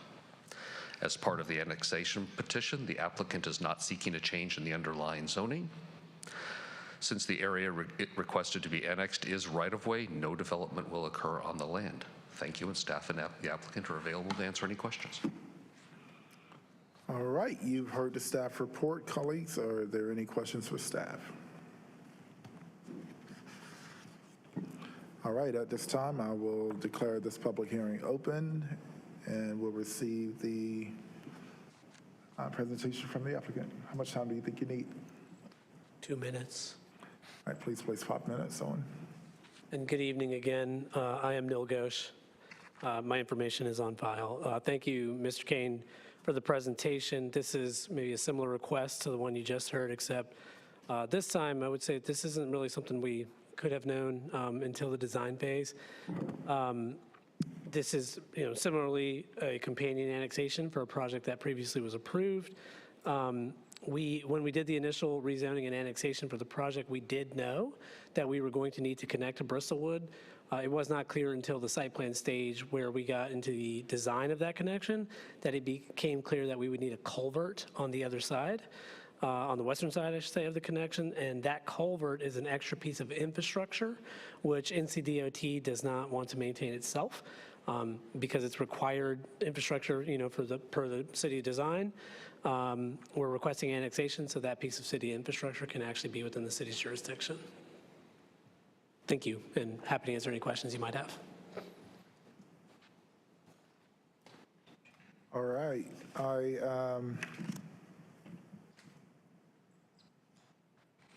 okay, I have 2 cards here. First up, this is Mimi Kessler.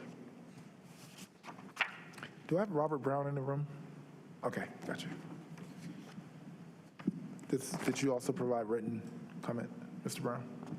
Did you also provide written comment for council? Okay, gotcha. Make sure it's the same person.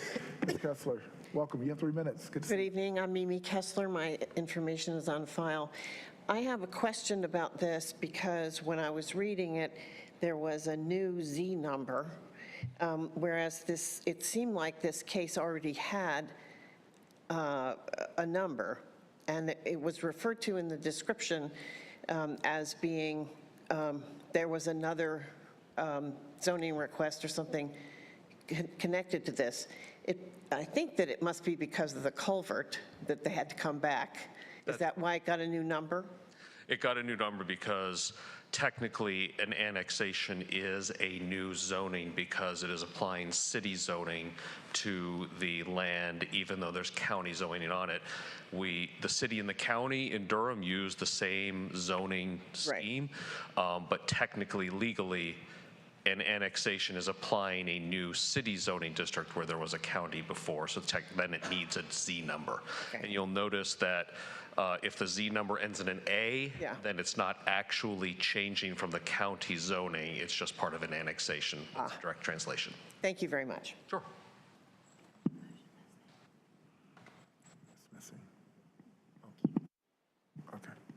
Mr. Brown, welcome. You have 3 minutes.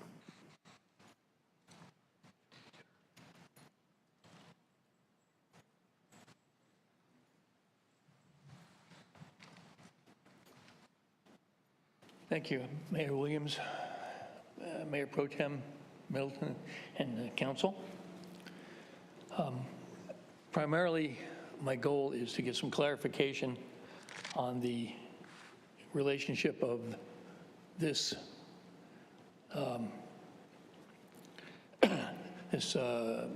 action on the Bristlewood Drive use. My name's Robert M. Brown. I live at 3916 Bristlewood Drive, Durham 27703. I'm a resident of the Fletcher Hills Community County subdivision immediately adjacent to the subject property on the west and a practicing architect. We get echo again. The original zoning case for this new subdivision entry called for a connection from their site to Bristlewood Drive in our subdivision over Little Lick Creek. Initial opposition was expressed through the additional traffic increase on our subdivision that is under-maintained state streets. Since that time, ongoing heavy rains and minor local traffic has created large ruts and holes and poor improvement to the unpaved portion of Bristlewood immediately adjacent to the current rezoned request bridge area that was recently repaired. First question, is there any stipulation in the current subdivision rezoning requiring them to provide asphalt repaving on Bristlewood's currently exposed rock roadway from the proposed Creek Bridge crossing to Allister Road? If I can get maybe a question from answer on staff on that. So if you'll give me a moment, I'll need to look at the previous development plan for the Wesley Downs subdivision that was approved a couple of years ago. I don't recall off the top of my head if there was additional paving west of the site that was committed to there. So if you'll just give me a minute, I'll need to look that up. Okay, I'll just continue while you're doing that. If this was neglected in the original rezoning, then I request that it be so stipulated at this time as to temper the damage to the new heavily traffic coming down the hill from the new subdivision area. The current roads on our subdivision are woefully under-maintained, and we continue to deal with deep holes and ruts in the current roads. This will not be improved by the new predicted traffic, but it will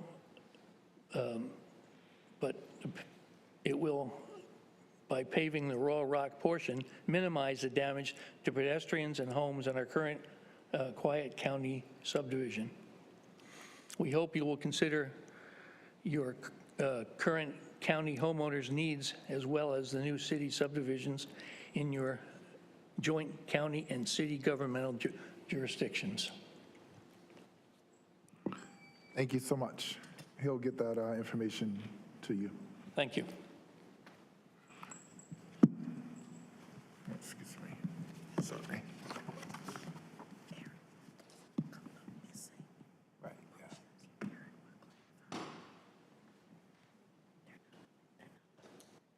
Okay, should we wait?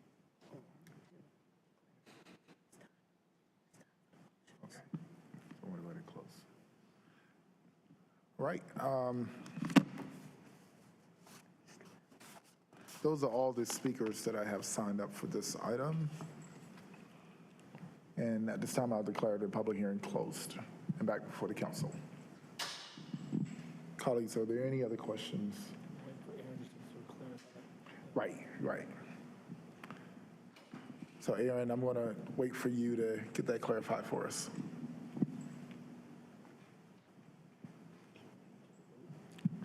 So I tell you what, this is what we'll do. We'll take a 5-minute break early, and we'll come back at 8:46. There's no requirement.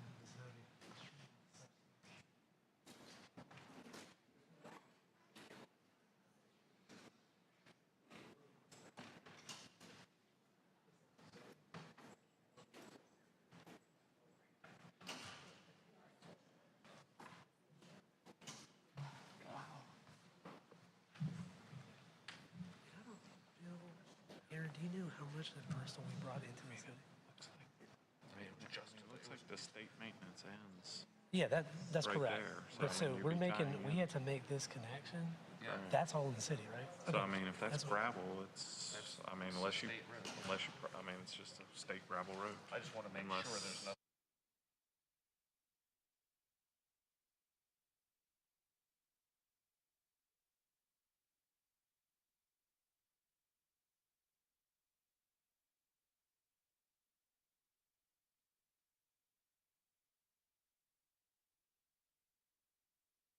So Tasha, $60 million sounds like a lot to build 12 miles of sidewalks.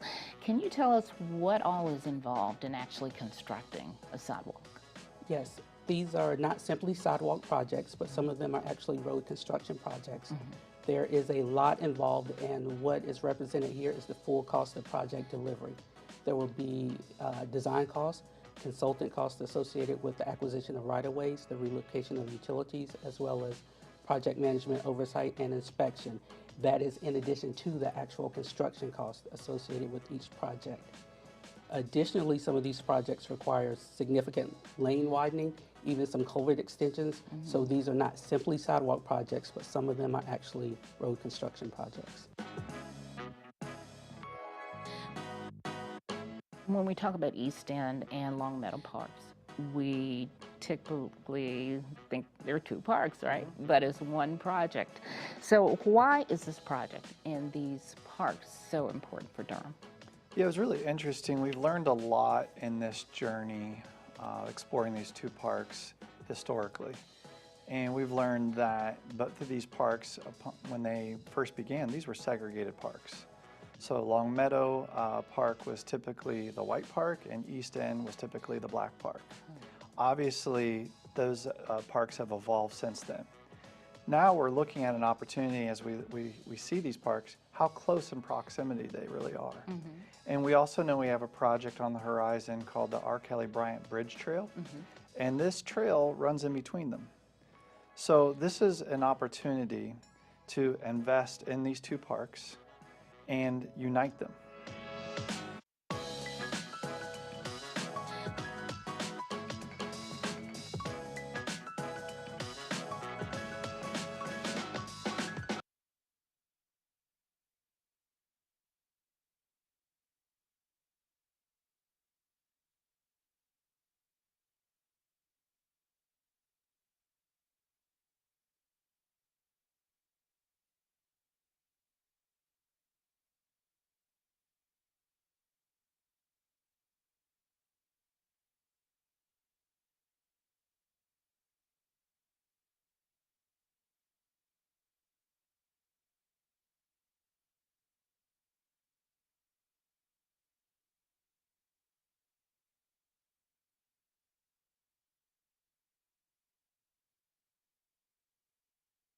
Aaron.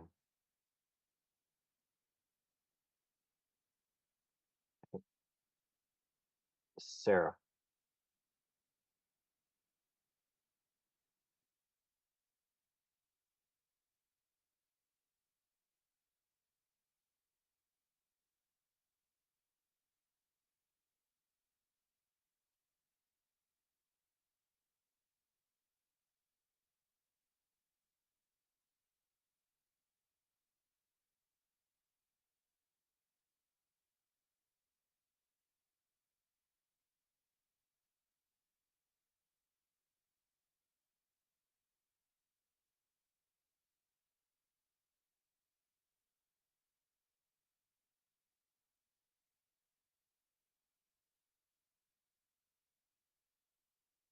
Recording stopped.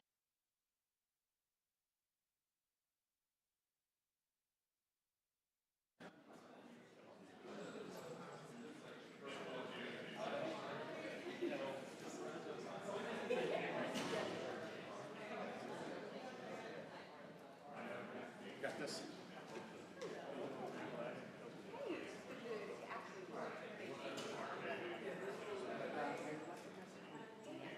Okay, yes.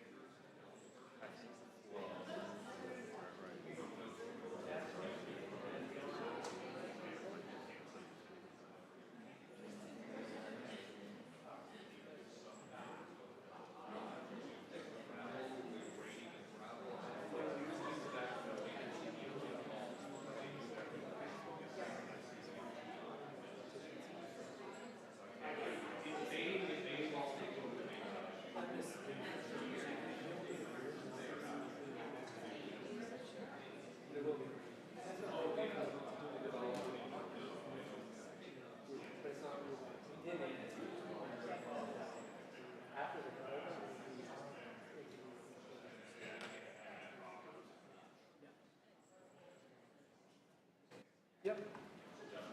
Yeah, thank you.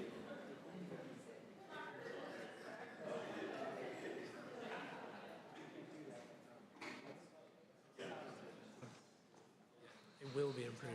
It will be improved. What is it?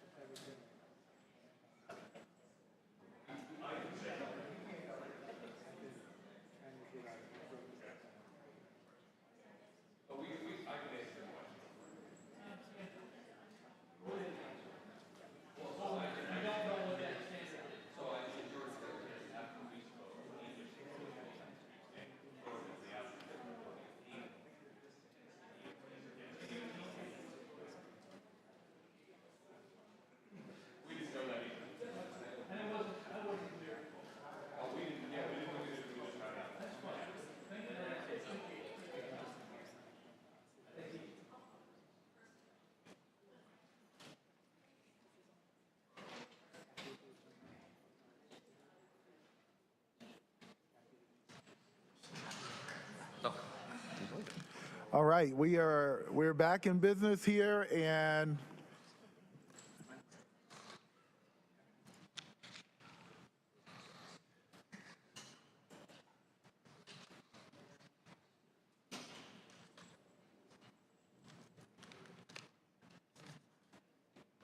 okay. Interesting little thing happened here. So what's going to happen is the attorney will read the motions for this, and then I'll call for to entertain that motion. Okay, and thank you, Mr. Mayor. Just to clarify, both this item number 18 and item number 17 were a little atypical in the sense that they were rights of way, and so they didn't have utility extension agreements affiliated with them. Normally, you all will see 3 motions, and the second part of the first motion always authorizes the manager to enter into a UEA. And in this instance, when we were making the modification to that first motion, because a UEA was not required, the entire motion got deleted. So that's what happened. We were missing a motion for 2 items. So on item 18, which you all are on, you just closed the public hearing.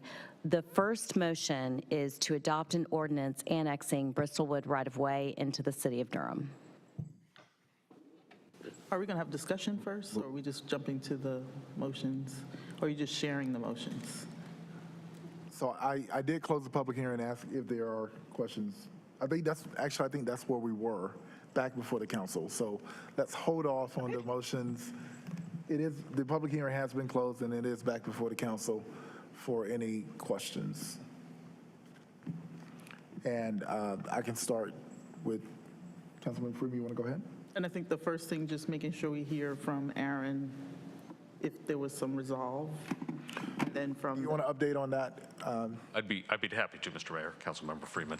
Yes, the question that we had earlier about whether the Bristlewood right-of-way would be improved by the applicant or the developer of Wesley Downs out to Allister Road. There is a commitment to improve to minimum NCDOT standards. The applicant has confirmed that they understand that will be a paved standard.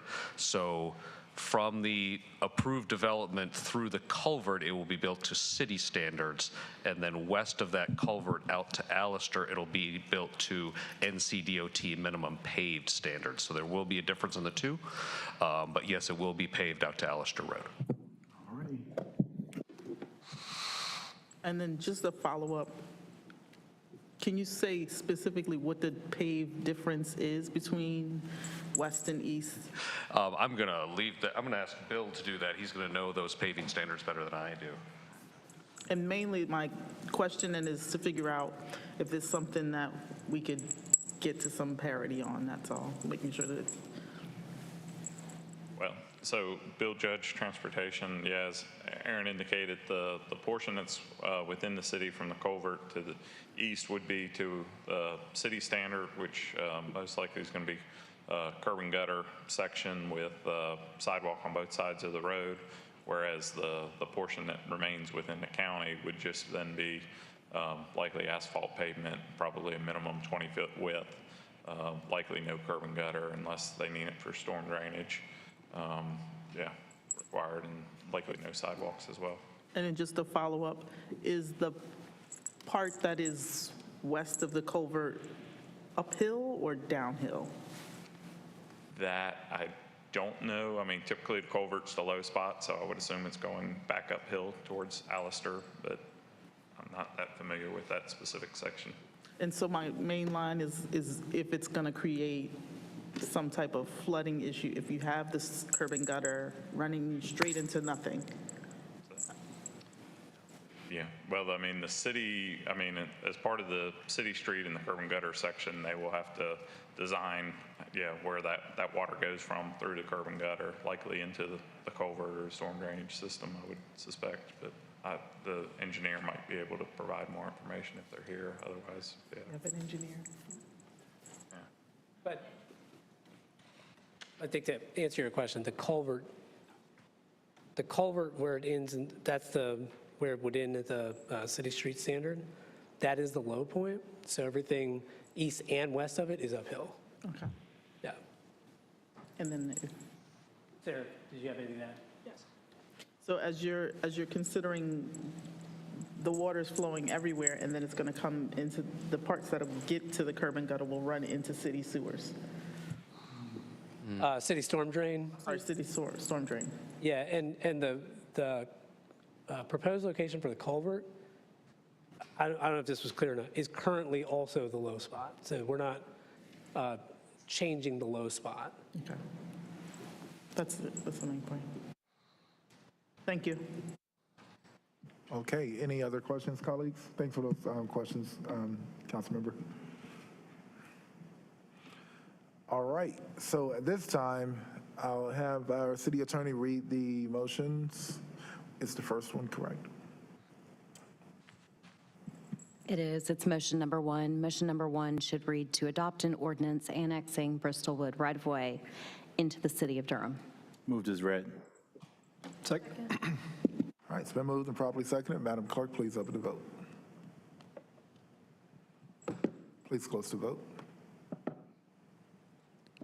And the motion passes unanimously. Thank you. Second motion.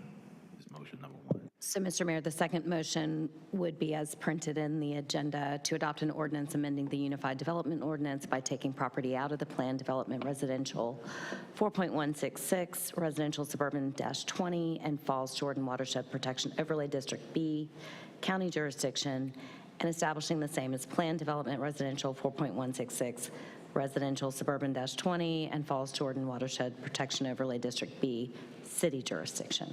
Moved as read. Second. It's been moved and properly seconded. Madam Clerk, please open the vote. Please close the vote. And the motion passes unanimously. Thank you. And the last motion is to adopt a consistency statement as required by North Carolina General Statute, Section 160D-605. Move to adopt consistency. Second. Been moved and properly seconded. Madam Clerk, please open the vote. Please close the vote. And the motion passes unanimously. All right, thank you. Let's go back to number 17 and address those. That's correct, Mr. Mayor. So first, I need the council to reconsider the previous vote taken. If I can just get a motion to reconsider the vote. I'll entertain a motion to reconsider the vote for item number 17. Motion, second. All right, it's been moved and properly seconded. Madam Clerk, please open the vote. Please close the vote. And the motion passes unanimously. All right, we are reconsidering item number 17, Consolidated Annexation, Yates Right-of-Way. That's correct, Mr. Mayor. And now the first motion should be to adopt an ordinance annexing Yates Right-of-Way into the City of Durham. So moved. Second. Been moved and properly seconded. Madam Clerk, please open the vote. Please close the vote. And the motion passes unanimously. All right, second motion, to adopt an ordinance amending the Unified Development Ordinance by taking property out of the residential suburban 20 and Falls Jordan Watershed Protection Overlay District B county jurisdiction and establishing the same as residential suburban 20 and Falls Jordan Watershed Protection Overlay District B city jurisdiction. So moved. Second. Been moved and properly seconded. Madam Clerk, please open the vote. Please close the vote. The motion passes unanimously. Thank you. And to finalize the last motion, to adopt a consistency statement as required by North Carolina General Statute, Section 160D-605. So moved. Second. Been moved and properly seconded. Madam Clerk, please open the vote. Please close the vote. And the motion passes unanimously. Thank you. All right. Item number 19. No worries. Item number 19. Okay. Consolidated Annexation, Parmer Edge. Thank you, Mr. Mayor. A request for a utility extension agreement, voluntary annexation, and initial zoning map change has been received from Kelsey Westwood of Kimley Horn for 16 parcels of land totaling 183.169 acres and located at 3426, 3442, and 3516 Andrew Avenue, 651, 675, and 683 Ellis Road, 3402, 3520, 3540, and 3602 Rigsby Road, and 2435, 2505, 2590, 2801, 2815, and 3654 Glover Road. This annexation petition is for a contiguous annexation of the primary corporate limits to allow for the construction of industrial development with associated infrastructure. The properties are currently designated general industrial and mixed-use residential on the place type map. The industrial light zoning on the northern portion of the site is consistent with the general industrial place type. The residential, rural, and industrial light zoning on the southern portion of the site is generally consistent with the place type of mixed-use neighborhood, as both of these districts combined will allow for a mix of uses in the area. The applicant, through the annexation request, is asking that the zoning be changed from industrial light and rural residential county jurisdiction to industrial light and rural residential city jurisdiction. There's no actual change to the underlying zoning district in the application. It is a straight, direct translational rezoning and annexation request. No commitments, therefore, may be proffered since there is no development plan. Thank you. Staff and the applicant are available for any questions. Thank you. I have a question for staff. I just wanted to ask, what departments are involved pre-development in a demolition situation? In a demolition situation, of demolition of a structure? Yes. I think it depends, boy, I'm not really sure. I think it depends on the type of structure being demolished. I know inspections is definitely involved in that. I don't believe we generally are. Fire could be. Not aware of any others. No, it's generally inspections, maybe fire. And then are inspections and fire looking at stormwater runoff, or kind of the conversation how we had around limiting how far or how much you're clearing a space or clearing an acreage like at one time? So if you're just demolishing a structure, you're most likely not going to be interfering with the drainage system as it currently stands, unless you're doing some grading. And that could require a grading permit depending on how much of the site you're actually grading. And also, in theory, if you're demolishing a structure, you could be removing some impervious surface, which would allow actually more of the water to drain directly into the soil rather than becoming runoff. Thank you. All right, any other questions for staff before we open the hearing? All right, at this time, I will declare the public hearing open. Mr. Biker, how much time do you think you need? Hopefully less than 6 minutes, Mr. Mayor. All right, let's put 8 minutes on. Can you all see the PowerPoint? We can now, thank you. Wonderful. Welcome. Great. Good evening, Mayor Williams, Mayor Pro Tem Middleton, members of the City Council. I'm Patrick Biker. I live at 2614 Stewart Drive. I'm an attorney with Morningstar Law Group. I'm here tonight representing Parmer Edge for this annexation we are discussing tonight. I'm joined tonight by Bart Olds and Elliot Brewer, who are the lead developers with Parmer Edge, and Kelsey Westwood, who's our site engineer with Kimley Horn. Parmer Edge already has a proven track record in the Durham County section of Research Triangle Park. I remember very well 25 or 30 years ago when Glaxo was a major player in RTP. Well, those days are gone, but fortunately, Carlin Real Estate came along to revitalize what was Durham County's #1 taxpayer back in the mid-1990s. RTP business leaders praised Carlin's work to transform the old Glaxo campus into a multi-tenant facility with great amenities, as you can see on the right-hand side of this slide. And Mr. Scott Levitan, the CEO of Research Triangle Foundation, has recognized the importance of what Carlin has accomplished in Research Triangle Park. In regards to this annexation, here's an aerial showing the 140 acres that has been zoned IL for several decades, along with the 43 acres zoned RR just north of Glover Road, which is at the bottom of this slide.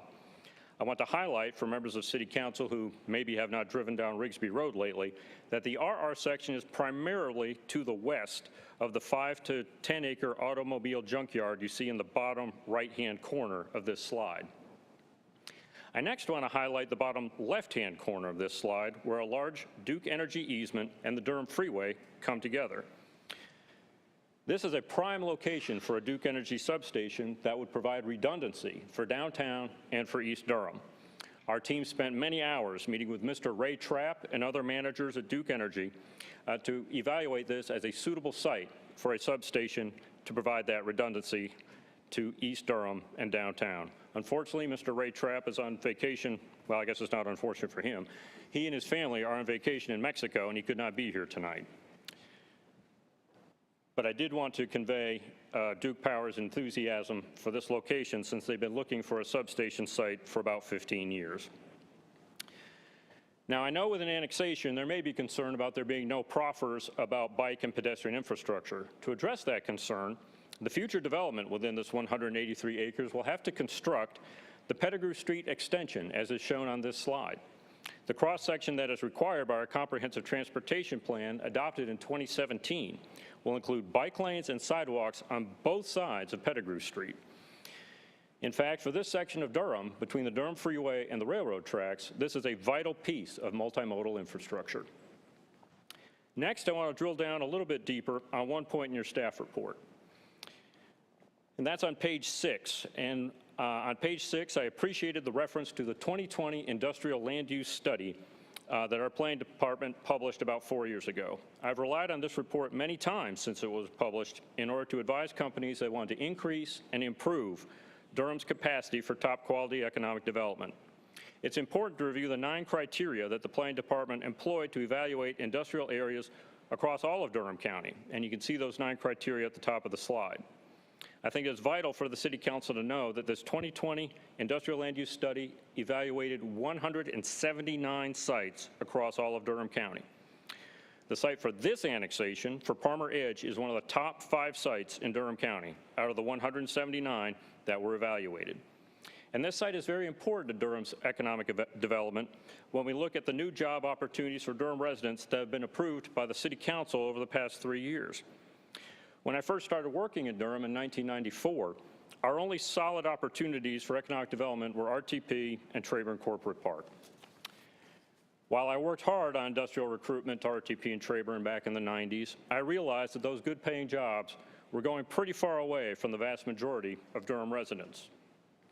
To help remedy that problem over the past 3 years, it has been my privilege to work on developing job opportunities much closer to Durham residents. The first one that I worked on was working with Scannell Properties for around a 200-acre site at Junction and Farrell Roads. That also was a straight annexation that the council approved in August of 2021, and that site also had a 14 out of 14 score in the industrial land use study.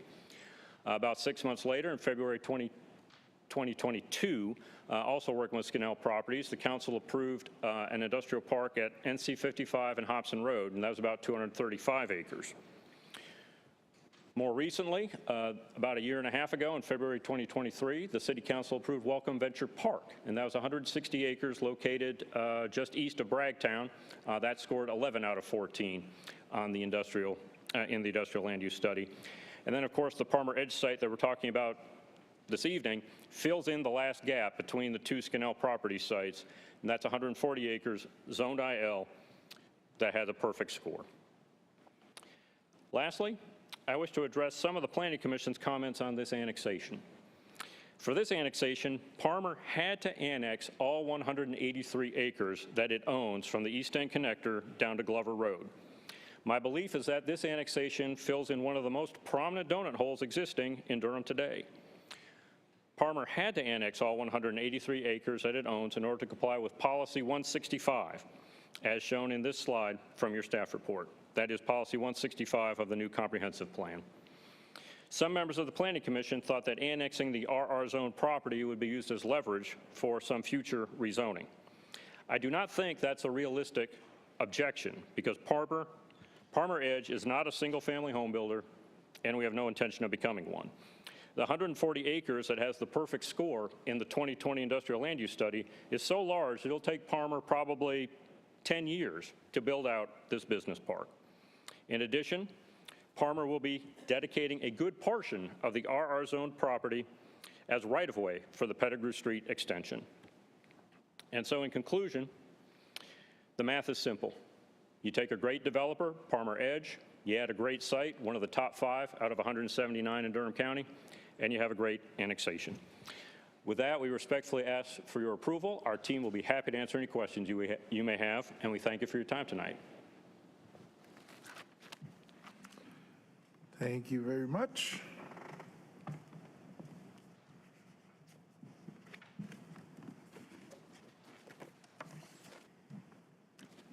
I have one speaker, Ms. Carolyn. Mr. Mayor, is that Mrs. Riles? Yes. Yeah, I think she left. I gave her my business card. We met her during this process. She's interested in access to city sewer, and I gave her my business card and said our team would be happy to meet with her later this week at her convenience to look at where we think the sewer lines would go for this annexation if we're fortunate enough to win your approval, and then we'll evaluate if it's possible for Mr. and Mrs. Riles to connect to that. So I gave her my business card, sir. All right. Those are all of the speakers I have signed up. Colleagues, are there any questions for any of the speaker? Well, for the speaker. All right. No, I need to close the, yeah. I know something is out of line based on how Councilmember Cook looks at me. So at this time, I'll declare the public hearing closed. I'm sorry, yeah, I have one question, sorry, yeah. Let me declare it closed and then we'll. Okay. No, I'm sorry. Yes, go ahead. Yes, sir. Thanks, Mr. Becker. Can you just, one thing I was wondering about, can you confirm the transit accessibility? Given this is largely an industrial site, these would be jobs closer into the city of Durham, right? Yes, sir. So what's the transit connectivity to this site currently? You'd probably have to you'd have to use, I believe it's Route 2 that goes down Andrew Avenue. We'd have to evaluate how to modify that. I was fortunate enough to be the chairman of the Durham Area Transit Authority, and I believe Route 2 was implemented while I was the chairman, and it runs all the way from downtown to Briar Creek. We'd have to figure out a way to use the Pettigrew Street extension to bring that bus route through this site. But it's certainly, the good news is the bus runs on Andrew Avenue, parallel to the railroad tracks. You just have to figure out a way to either come down Ellis or Glover in order to access these jobs. Yes, sir. Thank you. Any other questions? All right. Do we have? All right. Yeah, go ahead. I just want to make sure that staff can share those slides that were shared this evening. This one? It was going a little fast, yeah. We have them, and we'd be happy to share them with the council. Thank you. Mayor Pro Tem? Thank you, Mr. Mayor, and thank you, colleagues. Thank you for the presentation. This hole has been in our city for a long time. That piece of land, it's been in its current state for a long time. I read the Planning Commission comments with great interest, and I actually found them quite intriguing, and had actually taken pause for a moment. But I don't think anybody in the city that's been looking at this land ever thought this was going to be anything but industrial, notwithstanding the fact that those 40 acres were zoned RR. So, yeah, I think this is a good project, and particularly for where that land is. I think the redundancy in engineering in terms of our power grid is absolutely essential, particularly with what we're seeing in other parts of our state.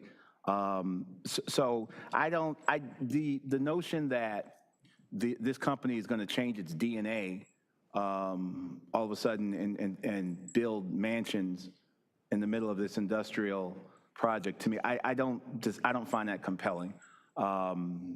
I think this is a good project. It's long overdue to get this hole in our city filled. It's a direct translation, and I was curious as to whether or not it could be carved out. The 40 acres could be carved out, but even if it were, with what's going next door, I don't. This, as I said, I think most of us that have been observing this piece of land over the years always assumed that would be an industrial use for that particular parcel of land, that particular hole in our city. So I'm supporting this project. Thank you, Mr. Mayor. Thank you. Any other? Yeah, Councilmember Baker. Yeah, a couple questions for staff. My first question is just looking at the place type map. This is, pull this up again, designated on the place type map as the portions north of I-885 are general industrial, and south are mixed-use neighborhood. Did you have any analysis on changing it from mixed-use neighborhood to light industrial? I mean, there's a lot of light industrial. It's at in the intersection of 885 and 140. I mean, there's a lot of industrial uses in this area. There are a lot of industrial uses area. We did look at this, not just my team, but overall as a department as well with Scott Whiteman's team over in community planning. And we did just feel that there are still some development opportunities in the residentially zoned portion, as well as elsewhere, in that if you look at the larger mixed-use neighborhood, we want to somehow still try to figure out how to connect all of that.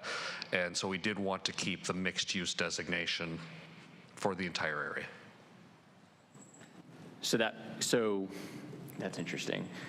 So you want, the staff analysis is to keep the current place type. Correct. Which would make this zoning inconsistent with that. Well, it's already zoned general industrial. They're not asking for a change. I mean, technically they're asking for a change in the zoning because it's going to city jurisdiction, but they're not asking for a change in the underlying zoning. So we don't feel that it is necessarily inconsistent with the place type to leave the existing zoning. We knew what that zoning was there prior to the adoption of the comprehensive plan and prior to the placement of the mixed use neighborhood designation on that. And what we don't want to do is necessarily change all of that to general industrial and make our recommendation is not to make a policy decision to remove the desire for a mixed-use neighborhood in that area in the future.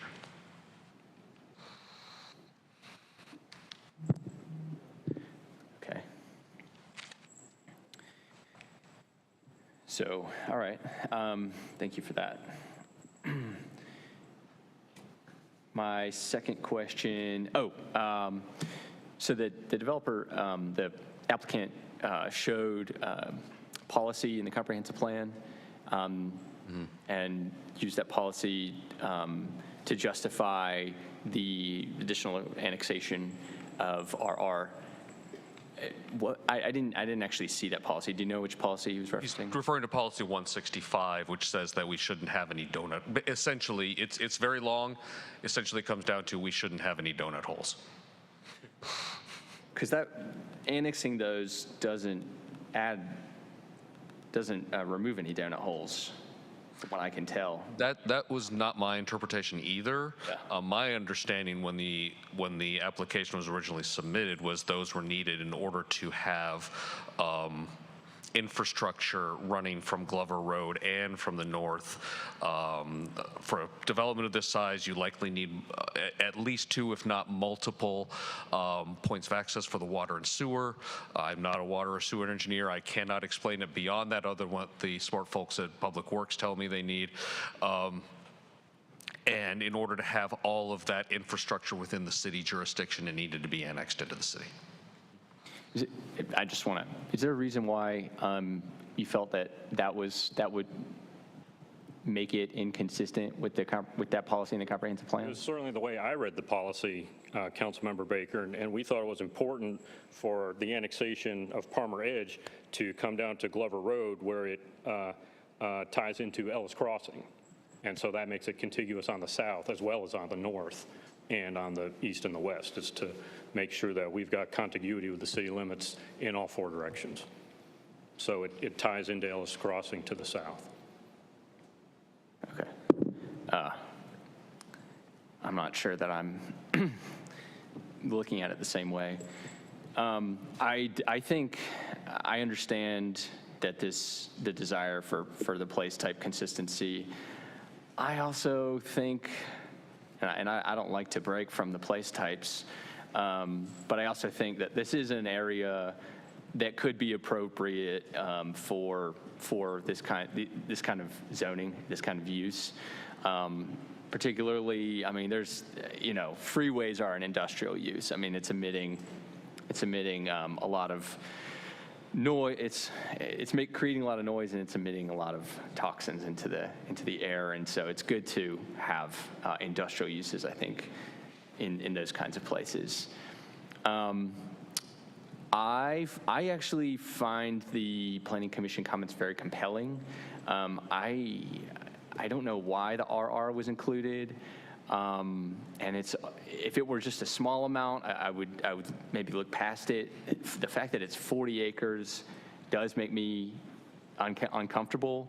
So I guess one more question to the staff is there any way of, because I want to approve the rezoning, but is there any way of removing that portion? So again, it's an annexation, direct translational annexation. Right. They're not asking for a change in the zoning. Right. I would actually defer to the city attorney's office about the ability to kind of, approve annexation of a portion of what was asked for. Is that essentially what you're asking? That is what I'm asking for. Can we approve everything that is light industrial? Not being the primary, yeah, we would need to research this. Like, I'm not going to answer that on the dais. All right, well. There is an attorney who has looked at this matter extensively, but she's not here this evening. Yeah, and those questions, if we could receive them in advance of the meeting, that would be really helpful. Yeah, it just occurred to me now. All right, well, I have heartburn there. I think this is otherwise an appropriate zoning district and appropriate use for this area. I don't love being inconsistent with the place type map. I really don't. But just analyzing the area, seeing that it is already currently zone light industrial, it's surrounded by light industrial, I think that's appropriate. Other than that, I do have heartburn around annexing the RR zoning.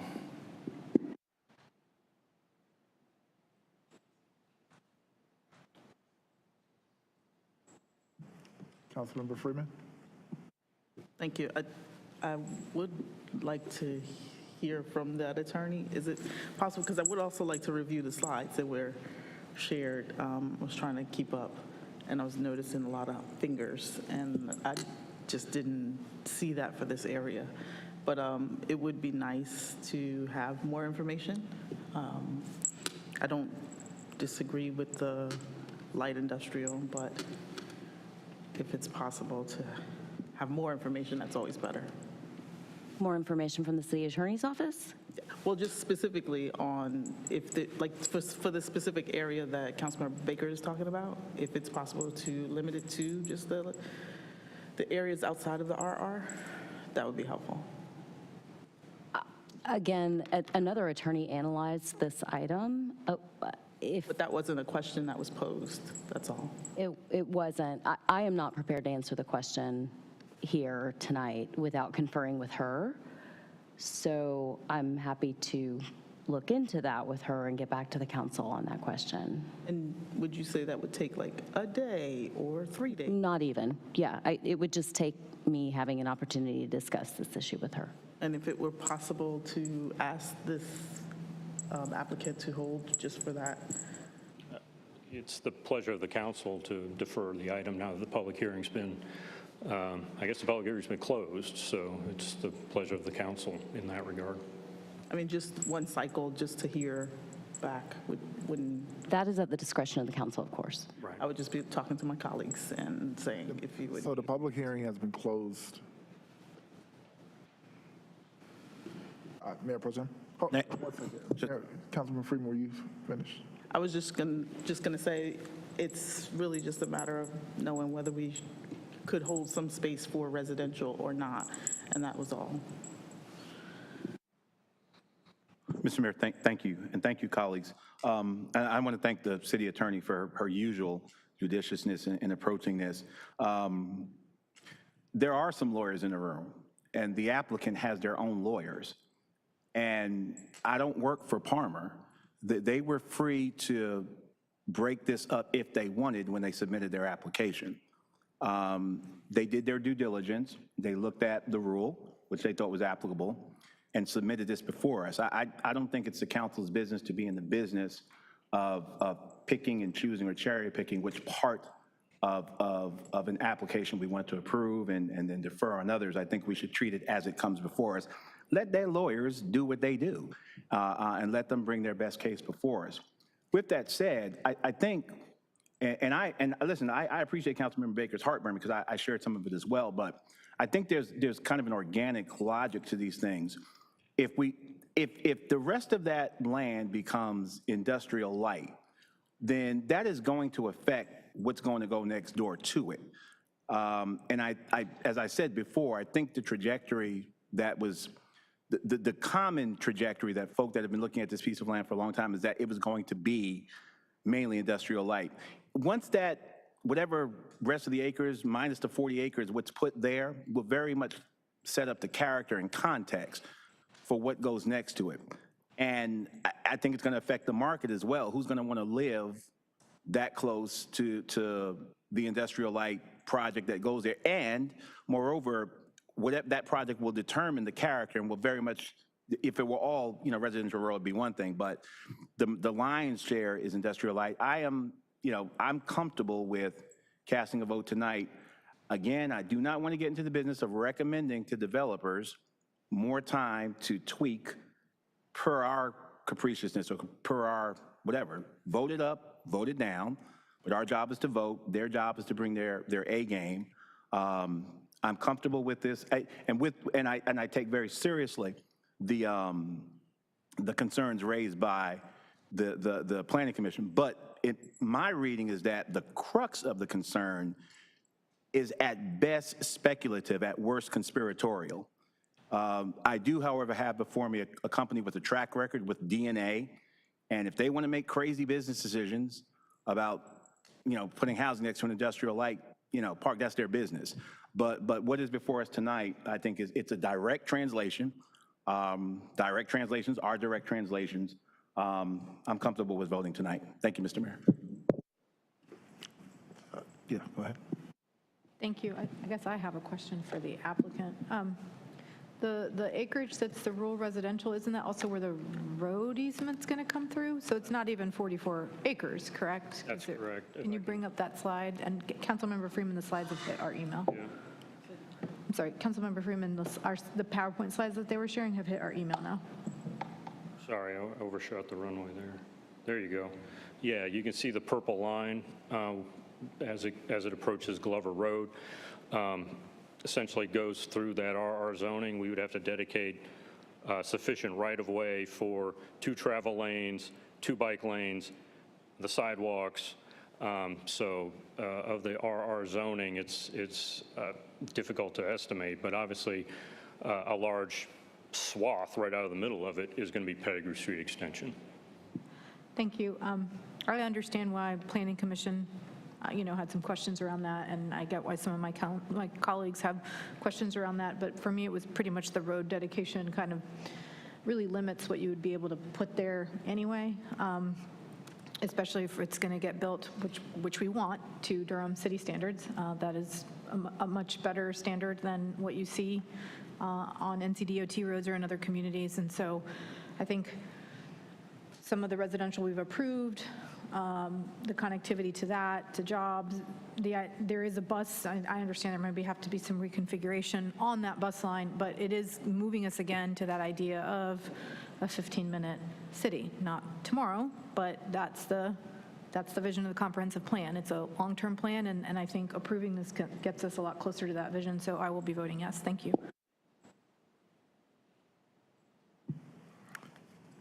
All right. Many of the comments that I had have been shared. So I will, are there any other comments, colleagues? All right. I'll now entertain a motion. To adopt an ordinance annexing Parmer Edge into the City of Durham and authorize the city manager to enter into a utility extension agreement with Parmer Edge LLC. Moved as read. Second. It's been moved and properly seconded. Madam Clerk, please open the vote. Please close the vote. And the motion passes 5-2 with council members Baker and Freeman voting no. All right, thank you. Motion 2, to adopt an ordinance amending the Unified Development Ordinance by taking property out of the industrial light and residential rural county jurisdiction and establishing the same as industrial light residential rural city jurisdiction. Moved as read. Second. Been moved and properly seconded. Please open the vote. Please close the vote. And the motion passes 5-2 with council members Baker and Freeman voting no. And last, to adopt, motion 3, to adopt a consistency statement as required by North Carolina General Statute, Section 160D-605. Move to adopt consistency. Second. It's been moved and properly seconded. Please open the vote. Please close the vote. And the motion passes unanimously. Thank you so much. We're on item, yep, you're welcome. Drive safe. Item number 20, zoning map change, Sunrock Camden. Thank you, Mr. Mayor. A request for a zoning map change has been received from Greg Bowler of Safway LLC for one parcel of land totaling 21.8 acres and located at 1503 Camden Avenue. The current zoning is industrial and industrial light. The applicant proposes to change this designation to industrial for the entire parcel to allow for an expansion of the existing industrial use. The properties are currently designated general industrial and recreation and open space on the place type map. The proposed industrial zoning is generally consistent with the general industrial place type. The recreation and open space place type is on the northern portion of the site and essentially encompasses what is the current existing floodplain and is a small area of the parcel. Thank you. Staff and the applicant are available to answer any questions. Thank you. Are there any questions for staff? I have one question. Mr. Kane, there were some comments by BPAC about trail access in this area. So can you just clarify for me? It sounds like the rail trail or the Roxborough Trail are kind of going through this area. It seems like there's a lot of trail activity. So can you just clarify that? Yeah, I can clarify as best I can. I may need to defer to the applicant for some of their response to the BPAC comments. The trail is not yet constructed on that site. It is a future trail. So my recollection is that the BPAC suggested that the applicant construct the trail and then also provide bike parking and I think bike maintenance station and so forth on the site. Applicant basically said they're not willing to accede to that offer, to that request, because this is an industrial site in which you want limited access and you don't necessarily want people, accessing a heavy industrial site. Right, I guess my question was more like where those, in relation to this parcel, like where those. Okay. Where are they? So if you look at the map, and you'll see on the western portion of the parcel what looks like just kind of a long, no, not that one. Okay. You'll see what looks like a long right-of-way along the western parcel. That's essentially it. The future rail trail would essentially be on the western boundary of this particular parcel. It's pretty much immediately adjacent. And is also the Roxborough Trail, is that also in this area? It's not Roxborough, it's Rocky. The Roxborough Rail Trail? Sorry. Remember which one it is?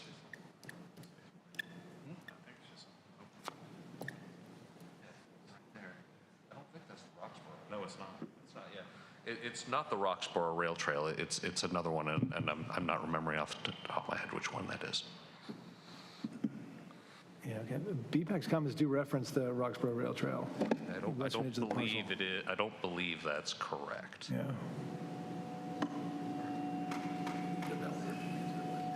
Yeah, maybe the developer can answer that. That's all. I'll have some questions later about this, but that's it for now. Yes, Councilmember Caballero. Thank you. I have a question for staff. Is this the second expansion? Did we not have them in front of us a couple years ago? Or maybe they were, okay, I'm going to see if I can find the case. Okay, Yeah, no, I don't remember that now. It might have been 2018, 2019. I was in transportation then, so hey, Sarah, do you remember? Sorry, Aaron, sorry. Okay. And I don't know if it's the same company or they were taking over an old concrete site or something. Yeah, Sarah Young, there was another case. I can look it up and try and find it. I can see if I can find it. Okay, I'm just curious if it's the same folks or not. Thanks. Also, one last question, Mr. Mayor. So either Ms. Young or Mr. Kane, so I know that it's just a zoning map change, right, where the applicant is asking for it. So the applicant can't make commitments? I guess I'm just wondering about the sort of comments from BPAC. If they can't make commitments, what's the? Well, they cannot, that's true. There is no development plan associated. This is what we call a general rezoning. They're just asking to go to industrial for the entire parcel. A portion of it is already industrial. The eastern portion of it is not. It is industrial light. They're asking for the whole parcel to be industrial, which would allow them to develop within the standards of the UDO and all uses that are allowed under the industrial zoning district. There is no development plan, so they cannot commit. So even if they did want to commit to the BPAC request, they could not at this time. When this application was originally submitted, it did have a development plan, and during the review process, the applicant withdrew the development plan and decided to go to a general rezoning. I wasn't part of that portion of the review process. I cannot tell you. Maybe the applicant can as to why they made that decision. So again, so they cannot make commitments. They cannot make commitments, no. So those would be potentially at a later point, site plan or something. At site plan, they could certainly incorporate any of those requests from BPAC that they might wish to do. There would be no requirement for them to do any of those. Okay, thanks.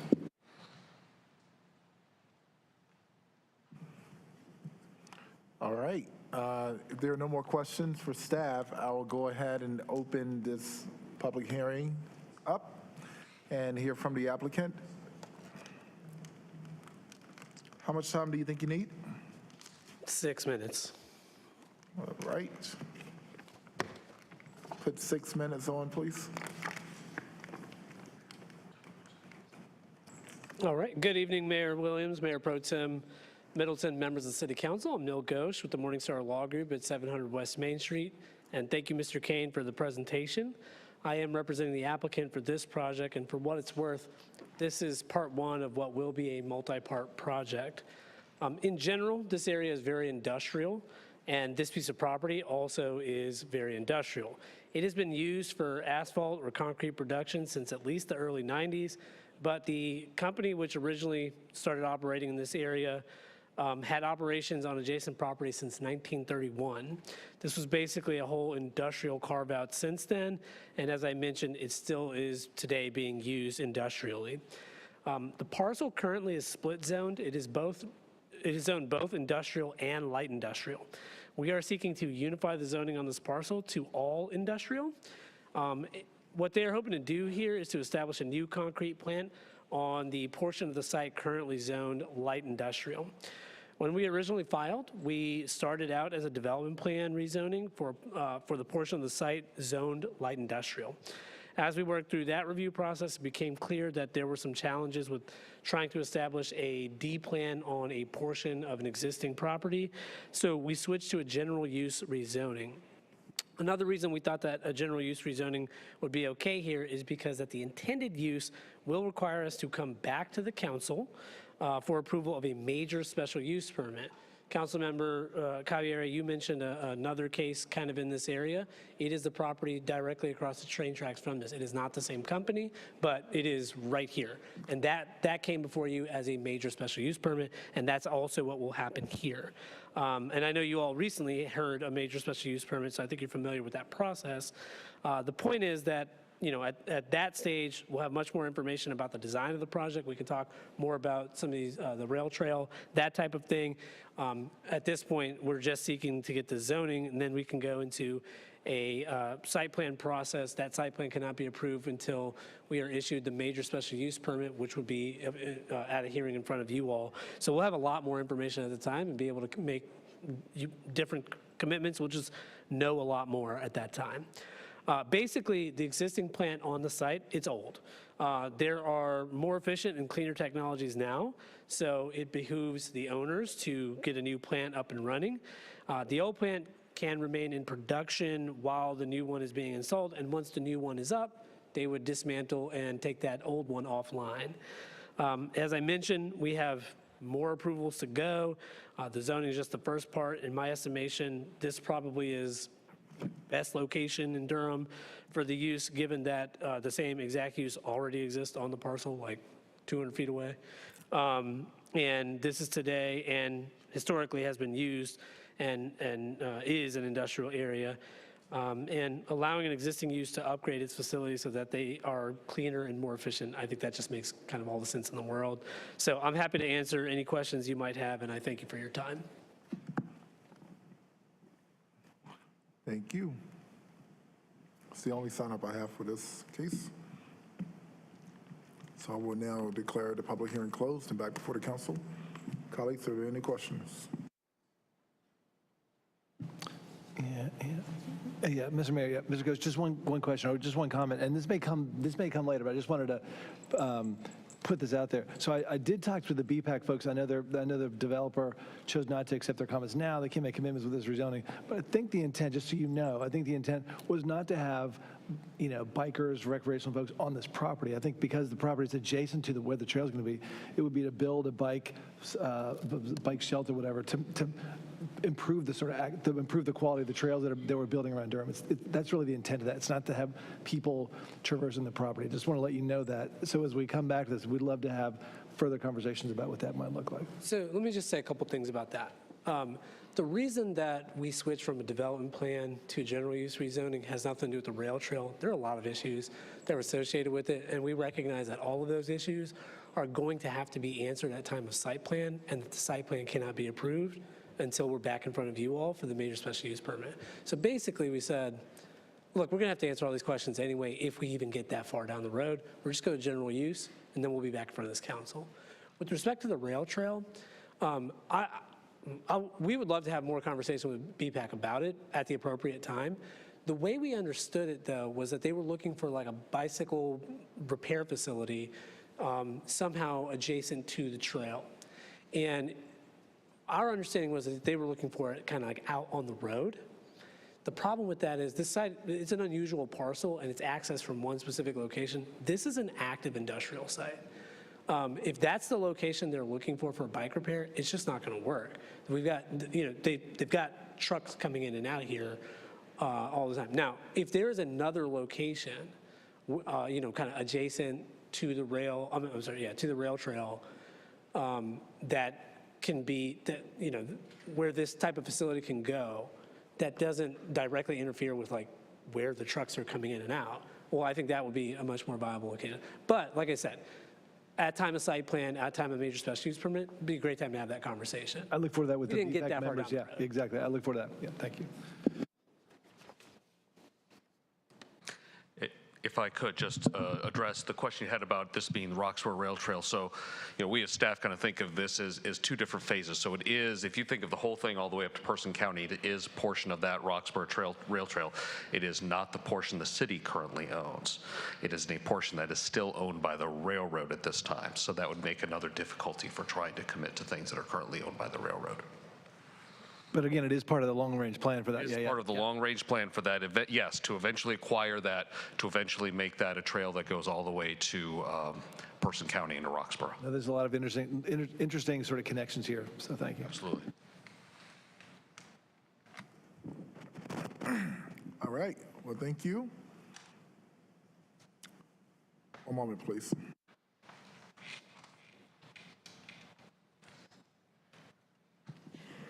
All right, so I'll now entertain a motion to adopt an ordinance amending the Unified Development Ordinance by taking property out of Industrial Light, Industrial Falls Jordan Watershed Protection Overlay District B, and establishing the same as Industrial Falls Jordan Watershed Protection Overlay District B. Moved as read. Second. I apologize, Mayor. Before we vote, could I ask one more question? I'm sorry. Yes, Aaron, thank you. I wanted to clarify just one thing, which was that we did just do our quasi-judicial hearing, and that would be the same process that we would use. For a major special use permit? Yes. That is correct. My understanding of the quasi-judicial process was that we were tasked with either finding or not finding that the qualifications had been met. At that time, we did not have any ability to talk about the site plan that was, or have additional proffers made. Is that true? I'm not very familiar. Might be an attorney question. Might be a Director Young question. She's more familiar with that process than I am.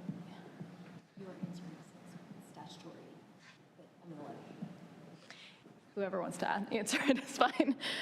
I defer to Kim if you'd rather handle it. In a QJ hearing, you were answering designated, I believe there are 6 criteria. Is that? So I think there are 4 findings of fact and then 13 review factors. Right. So typically, while you cannot, it's not a proffering situation. However, it is a situation where an applicant is hopefully going to do their best and go above and beyond minimum ordinance requirements to ensure that they're successfully demonstrating that they're meeting all those criteria. Right? Yeah, and in front of the Board of Adjustment, it's the same, you know, it's a minor special use permit, goes to the Board of Adjustment.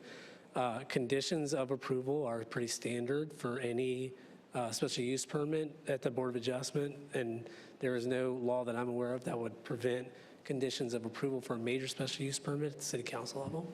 It's the same process. The other difference is that because it's quasi-judicial, there's no ex parte communication, so you cannot talk about the case with the applicant or with anyone else. Yeah, thank you. Beforehand. Yeah, that's exactly the point I was going to bring up. And I just wanted to, I mean, I'm not saying it sways me either way, but I do feel like we're talking about this next step as though we're going to have the ability to have a conversation about these BPAC asks because the site plan will come back in front of us, but the quasi-judicial hearing doesn't really allow for that conversation in the same way that something like like if we had a development plan and we were able to talk about proffers, that's a different conversation. We can have ex parte meetings. It's just a different system than the quasi-judicial system. So I just am pointing that out because I don't want it to sound like, I'm not saying either way, but I don't want it to sound like that's sort of a substitute for having a development plan in front of us.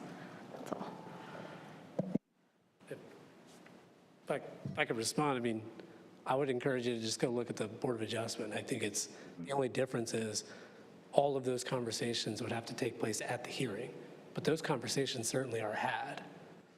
That's the only difference with ex parte communication. I've been parts of special use permit approvals where we've added conditions based off the discussion that was happening at the hearing. It's pretty commonplace. Do you remember the option that you could approve something with conditions? That is what Attorney Ghosh is talking about. All right, well, there's a motion on the floor. It's been moved and properly seconded. Madam Clerk, I'll ask that you please open the vote.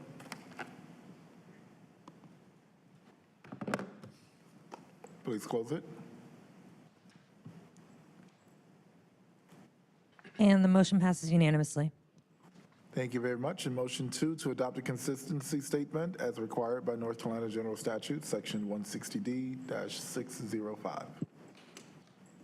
Moved as read. Second. It's been moved and properly seconded. Madam Clerk, please open the vote. Please close the vote. And the motion passes unanimously.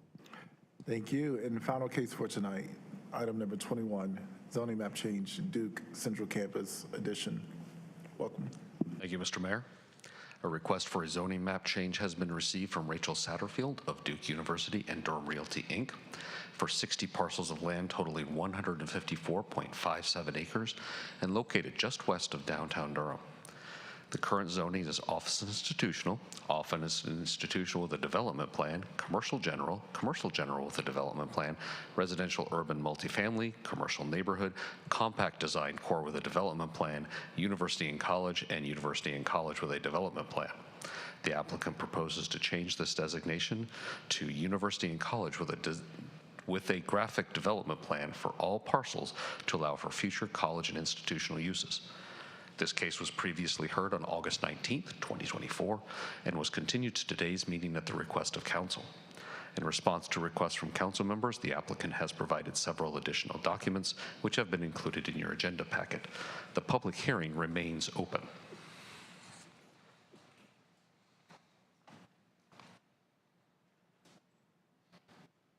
Thank you for that report. We will, are there any questions from staff?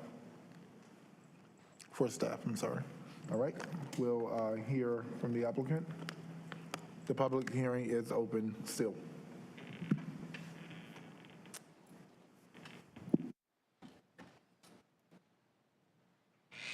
Sorry, am I supposed to do something to get this on the screen? Control L. Control L? Control L. That should give you. See, I remember you talking about it earlier, so. And thank you, Mr. Kane, for your presentation. How long do you need? Oh, how long? Probably like 20 minutes, maybe longer. We got some things to talk about. Are you serious? Yeah. Okay. All right. But thank you, Mr. Kane, for your presentation on this matter, and good evening again. I guess I'm here all night, Neil Ghosh with the Morningstar Law Group. I'm representing Duke University on this rezoning request, and also with me tonight from Duke is Mr. Adem Gusa, who is the Director of Planning and Design, who you'll hear from in a bit. I mean, you might recall that this item came before you in August. We requested a continuance at that time, in part because Mr. Gusa was out of the country, and in any event, we did receive some feedback from many of you at that hearing and since that hearing. So we're hoping to address some of those things that we heard, and I'm going to turn it over to Adem to kick us off. Adem, if you would. Thank you, Neil, and good evening, Mayor Williams, Mayor Pro Tem Middleton, and the council members. As Neil mentioned, I'm Adem Gusa, Director of Planning and Design at Duke University. Thank you for this opportunity. I look forward to any questions you may have at the end of the presentation. The University College zoning category was created for Duke and NC Central roughly 20 years ago. The primary benefit of the UC is that it allows for planning and zoning elements such as stormwater, parking, sidewalks, tree coverage to be considered holistically at the campus scale rather than on each individual building site. So a developer would normally have to solve these issues on each individual parcel being developed, but the UC allows campuses to zoom out and take a broader perspective on these issues. So Duke has purchased several contiguous parcels over the years that are not zoned UC, and that we'd like to take advantage of the UC zoning category for consistency and to take advantage of the ability to plan better at the campus scale. So as part of this process, we've submitted development plans and our illustrative master plan, which I'll talk about shortly. So the UC district allows for uses that are described in the UDO use chart that you see on the screen there. This is just a sampling of the types of permitted uses. Generally, they're the types of uses you'd expect to see on a college campus. So things such as educational facilities, laboratories and research facilities, dorms, dining halls, hospitals and medical facilities, parks and open spaces, conferences, places of worship, and small-scale retail. The map in front of you shows the existing UC districts that Duke currently has in green, blue, yellow, and orange, and the 10 parcels in brown that we own and are seeking to get added to the UC district, specifically into the central campus UC district, which is orange. As you can see, they are contiguous to campus and almost like small islands of non-UC surrounded by UC. So this is really like an infill strategy to allow better planning. In order for us to plan properly, it would be of significant benefit to incorporate these 10 parcels into the UC to better tie the parcels in with the rest of the campus. So one thing to note here is that we're not proposing any changes to the existing UC districts with the rezoning of these 10 parcels. They remain as is. So this is our current master plan, our illustrative master plan in front of you. And just graphically speaking, the buildings that are beige are existing, and the ones that are sort of that orangish terracotta color are being proposed. So when we superimpose the 10 parcels that we're seeking to get rezoned, you can see that we have no plans for the 10 sites that we're requesting for rezoning. In addition, the area generally commonly referred to as Central Campus also has no current plans. So what we would expect is a significant public engagement process on all of the above if and when the time comes for the future development of Central Campus. You know, we look forward to reframing our relationship with the City of Durham moving forward in the spirit of transparency and collaboration if and when the time comes to develop these parcels and Central Campus. I'm going to turn it over to Nil for some additional information and context. Thanks, Adem. I thought it might be useful to give some background on some of the technical components of this request, because I recognize this is not the type of thing you see every month. I want to jump back to this slide that's in front of you to help illustrate some of those components. Adem already mentioned we've got 10 parcels shown in brown, which are the subjects of the rezoning request. The other colors on the map represent the existing but distinct UC zoning districts. They're distinct in the sense that they were approved separately from one another, but as Adem mentioned, under the UDO, all properties zoned UC can be planned together. So what exactly are we doing in this request? Basically, we're turning the brown parcels orange.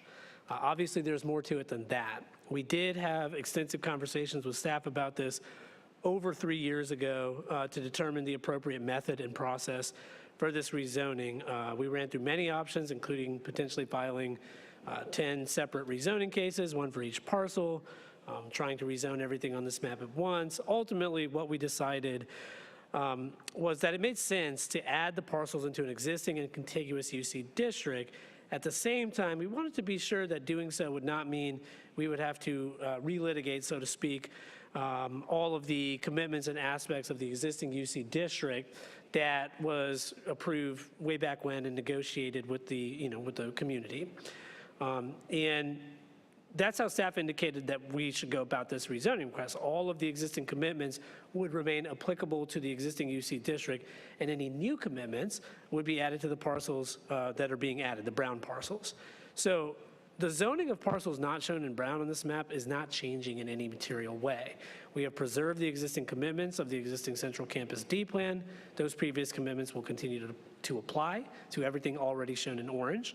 I will say we have updated the language on some of those commitments to match today's lingo. For example, we changed PIN numbers to REIDs, we updated page references, things like that. But they are materially the same conditions that were negotiated 17 years ago. Another thing that this slide shows is that these parcels are scattered. Duke has acquired these parcels separately over the years in their regular course.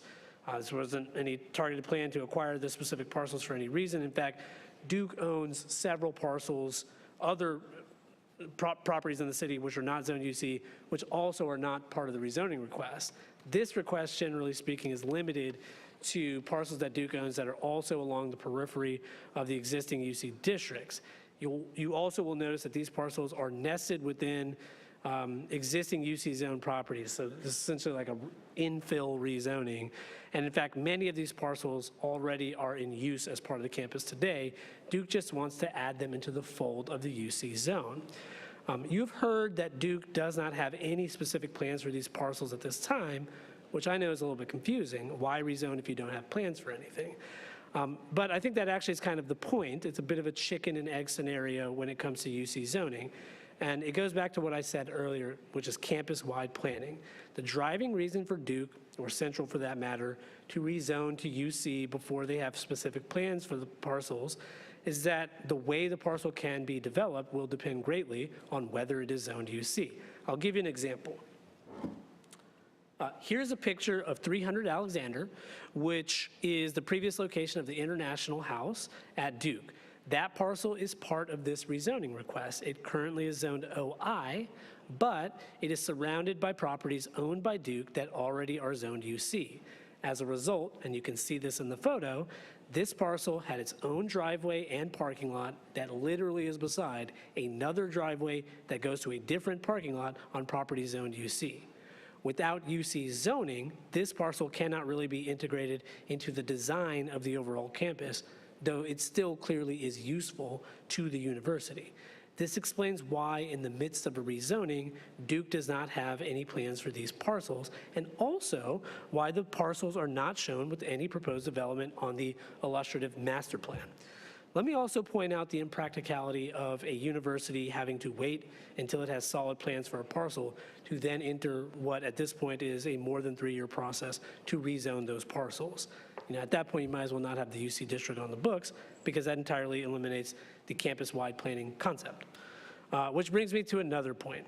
This district was created more than 15 years ago with very careful consideration from elected officials, the community, the planning staff, and of course the area's educational institution. The UC district has built-in protections for adjacent properties.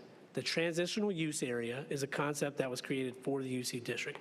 It controls not only the use, but design along the periphery of the UC district 150 feet wide to provide relief to potentially incompatible properties or adjacent properties. I also want to point out some of the key items specific to this rezoning process. We had our initial pre-application meeting with staff in March of 2021. We have engaged in robust community engagement continuously since then. I think some of these HOAs probably have a DEM on speed dial at this point with the number of times that they've met. And we understand that there may be questions, and we definitely understand that there are challenges. You might think that the UC is an imperfect zoning district, and I would venture to guess that Duke probably would say the same thing. But I will say there is not a more sensible district for Duke to request here. After all, this is what the district was created for. All that having been said, I do want to turn the floor over back to Adem. Since our last meeting, we have provided some additional supplemental materials that are included in your agenda packet. Hopefully you've had a chance to look at those. These were offered in response to some of the feedback that you all gave, and Adem is going to touch on a few of those things. Thanks, Neil. So one of the recurring themes you've heard this evening is that we have no current plans for any of the parcels or Central Campus. But when the time comes to develop those sites, we have a lot of things, guidelines, framework plans, et cetera, to help frame and guide whatever comes out on those parcels. So what you have in front of you here is our master planning principles. These help to guide planning decisions on campus. The ones that we've bolded have a direct sort of physical correlation to the campus. Just want to call out a few of them there. Duke is a pedestrian campus. This speaks to the walkable nature of being on a college campus and something that we encourage and invest in. Duke is a leader in environmental stewardship, speaks to our commitment to sustainability, which I'll talk about in a little bit. And also Duke is a university in the forest. We very much value our tree canopy and don't like to clear cut sites when it comes to development. because we like to plan holistically at the campus level, we zoom out, we look at things such as remnant woodlands, the network of designated landscapes, recreational areas, and stream corridors as a way to also inform where future development can occur, where buildings should be placed. In addition to that, Neil also mentioned the regulated zones, whether it be buffers or existing Duke recognized conservation zones. So all of this is factored into campus-wide planning and part of why we'd like to get those 10 parcels in the UC. So I mentioned sustainability. So what we've done is we've developed our own in-house sustainability standards called the High Performance Building Framework. And in a lot of ways, like the industry standard is LEED, and in a lot of ways this goes far beyond LEED. LEED tends to focus on an individual building on a site almost like it's an island unto itself. But what we've done is we've developed this high-performance building framework, which recognizes the investments we've made on campus-wide infrastructure, such as stormwater, such as chilled water, such as hot water plants, and it really focuses on reduction in energy consumption, reduction in water usage, and life cycle costs. So the table of contents is on your right there. And again, this was part of the materials that were sent to you in advance, and all of our buildings are held to these standards when it comes to new construction. In addition to that, we have guidelines that help to define the look and feel of buildings on campus. We developed our own in-house architectural design guidelines. These address things such as scale, such as proportionality, such as materials, recognizing that Duke has a lot of different characters, whether it's East Campus or West Campus or Athletic Campus, and we need to make sure that new construction fits in with the context of what's there. So again, we hold our consultant teams responsible for implementing these design guidelines when it comes to new construction on campus. And Central Campus would be no different, and neither would the 10 parcels that are being considered this evening. It's not all about the buildings, though. In a lot of ways, the landscape is the sort of like binding element that ties everything together. And so we've developed our own landscape character guidelines. These speak to, hardscape, softscape environments, signage, materiality, just, taking it a step further, zooming out from the building level. And one thing that I wanted to close on here is this proposed bike improvement that we're putting on the table. So we are aware that the City of Durham is going to be investing in pedestrian and bike improvements along Fulton up to Hillendale, all the way up to 85. So we'd like to leverage that investment and create a dedicated bike lane at the time that we develop these sites that would bring people along Pratt and then essentially tie into the abandoned rail line that we have on campus. They used to bring trains in with coal to our coal plant, which was decommissioned many years ago. And that portion of the abandoned rail line was developed into what's called the pedestrian esplanade. It's very highly used by the campus environment, but it terminates at Irwin Road. So we're proposing that we take advantage of the signalized intersection at Irwin and Emergency Drive, and then continue that esplanade to the north, where it would be a bike lane, and then cross at Elba Street, where there's already a flashing beacon, and then tie into the Pratt Street network. So again, just trying to leverage safety and security and existing infrastructure there, and recognizing the investment that the city is making along Fulton and Hillendale. So with that said, open it up to any questions, comments. We look forward to the dialogue. Thank you for your time. Thank you so much. Yeah. So we heard from Neil Ghosh. We had Adem Gusa. The other speaker I have signed up is Mimi Kessler.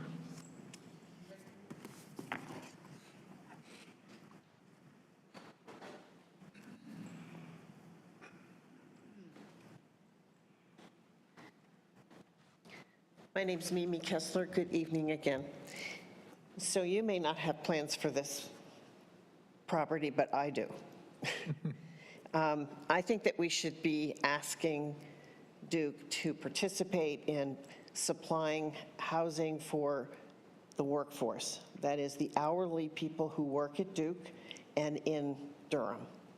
And I would like you to commit to working with the city to create that right there on Irwin Road. And your employees can walk to the hospital or they can walk to their jobs.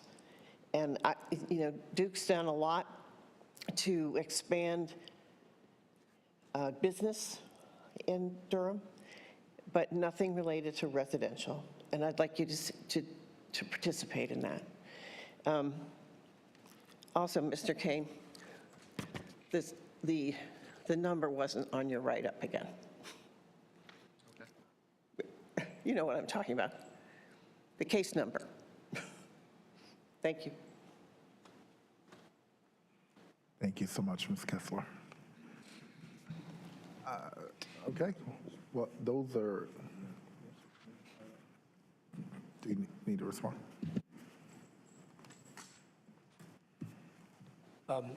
So Duke University has been looking at the code and is in particular excited about the UDO rewrite. The comment that was just mentioned about residential, the ability for any university, so Duke or Central, to build residential housing on properties owned UC, well, it doesn't exist. The UC district doesn't really allow for residential, it allows for student housing and allows for staff housing, I think is the term. I always get it wrong, but it does not allow for, just like general housing. And I think that Duke is probably very interested in the UDO rewrite, trying to provide some opportunities to actually create the entitlement to provide residential housing. I think they recognize, like probably many of you, that there are a lot of people who work at Duke that live in Durham, and there's only, and they can't actually provide housing for those folks. So that equation is maybe a little lopsided, but I guess I would say the concern is noted. Thank you. Thank you. So I don't have any other speakers signed up. So at this time, I will declare the public hearing closed. Back before the council. Colleagues, are there any questions for the applicants? Councilmember Freeman. Really, it's for staff. I just want to know if the slides are also available. Thank you. And then I can ask my questions. Hold on one second. Tech, we have a little feedback. Okay, good. I appreciate the plan, and I appreciate you being here this evening to share some of that update. I did want to ask just one question. I'm not sure if it's staff or if it's for you, but in the process of, I guess, adding the J Hotel on Duke's campus, what did that process entail, I guess, to get that done? Because it's inside the UC zoning.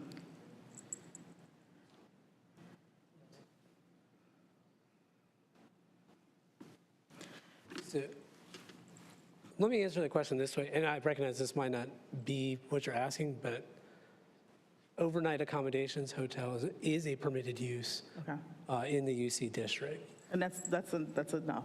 Okay. So just acknowledging that that's how it's set up.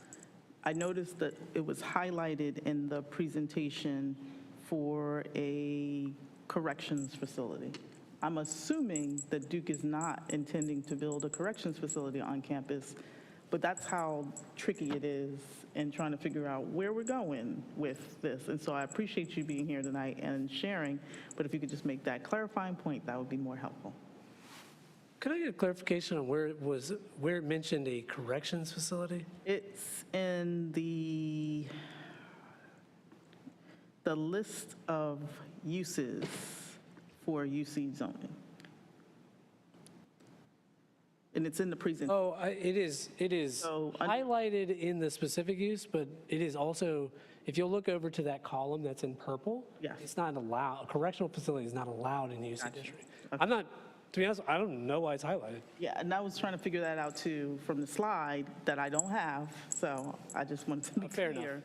Like this is, I'm trying to see what those little I don't have 20-year-old eyes anymore, but I'm trying to see what the little line means and the key, and yeah, I can't see all of that. Sorry, yeah, I can provide some more clarification on what this chart is showing. No, I understand what it's showing. Oh, okay, all right. I couldn't see why it was highlighted. Yeah, That I don't purple- actually know why that's highlighted. Yeah, okay. That's a good point. I think that's just that there's a, those are bolded on, they pulled a screenshot from the UDO from our website, and those are bolded so that to indicate that they have a link, and you can link to a definition within the UDO from that. It's not that it's highlighted, it's just bolded, and that's how it's popping up in the font. Okay. Well, I don't even have the font. I just saw the slide. So, thank you. And then I had another question. I appreciate the example explaining for 300 Alexander. That's a really good point of how you could have additional, too much impervious surface when it's not necessary, and the opportunity to change that. That's really helpful. And then also the conservation areas, is it just those 3 or are there others? You want we had that slide, this one, I think. Yeah, so we do have identified conservation areas that have been submitted and are on file with the city. My slide looks like that. Yeah, actually, that's separate than what you're seeing on the screen there. Yeah, that's what's on file as sort of the minimum required for the campus, but we generally go above and beyond that on a site because, as I mentioned, we don't generally clear-cut sites when it comes to new development. Okay. And I think this slide shows more than half of the property that Duke owns here is in some sort of green area with about half of it is Duke Forest. I think that's correct. Yeah. Thank you. That's all I have so far. Councilmember Cook? I just want to make sure that I'm understanding correctly. This is a staff question, I guess. That when we're hearing about the proposed bike improvement, there's no commitment that can be done here because we don't have, right? So in this case, there can. Oh, great. This is a graphic development plan, so they can do a commitment. And Neil, if you'll pull up that slide. Yeah, and this is an additional commit, and actually, if you'll go ahead and state for the record. So I'll just read it off here, and let me also just state that the graphic is illustrative on here. This is not on our graphic development plan, but we do have this textual commitment that we would be adding. We have already vetted this with staff since the last hearing, but not in time to be included in your agenda packet. So any site plan involving REIDs, those 3 REIDs, shall include either, so it's 2 options, 1, a minimum 10-foot wide shared path along the south side of Pratt Street from Fulton Street to Elf Street, and a minimum 10-foot wide shared path along the east side of Elf Street from Pratt Street to Elba Street. Let me pause right there. That is what the city originally requested. So we're either doing that, or we would do a minimum 5-foot sidewalk in that same location, in addition to a 10-foot wide exclusive bike facility connecting Pratt Street at Fulton Street to Irwin Road. And then we would not, the way the condition is written, we would not be able to get a certificate of compliance for new development on any of those parcels until one of those 2 options is installed. The picture here is actually from plans that Duke has, these are conceptual plans that Duke has drawn up. Adem did a great job explaining it. So the dashed green line would represent the 10-foot wide bicycle path that takes advantage of existing, like the flashing beacon at Elba. There's a crosswalk at Irwin. This goes right into the pedestrian esplanade.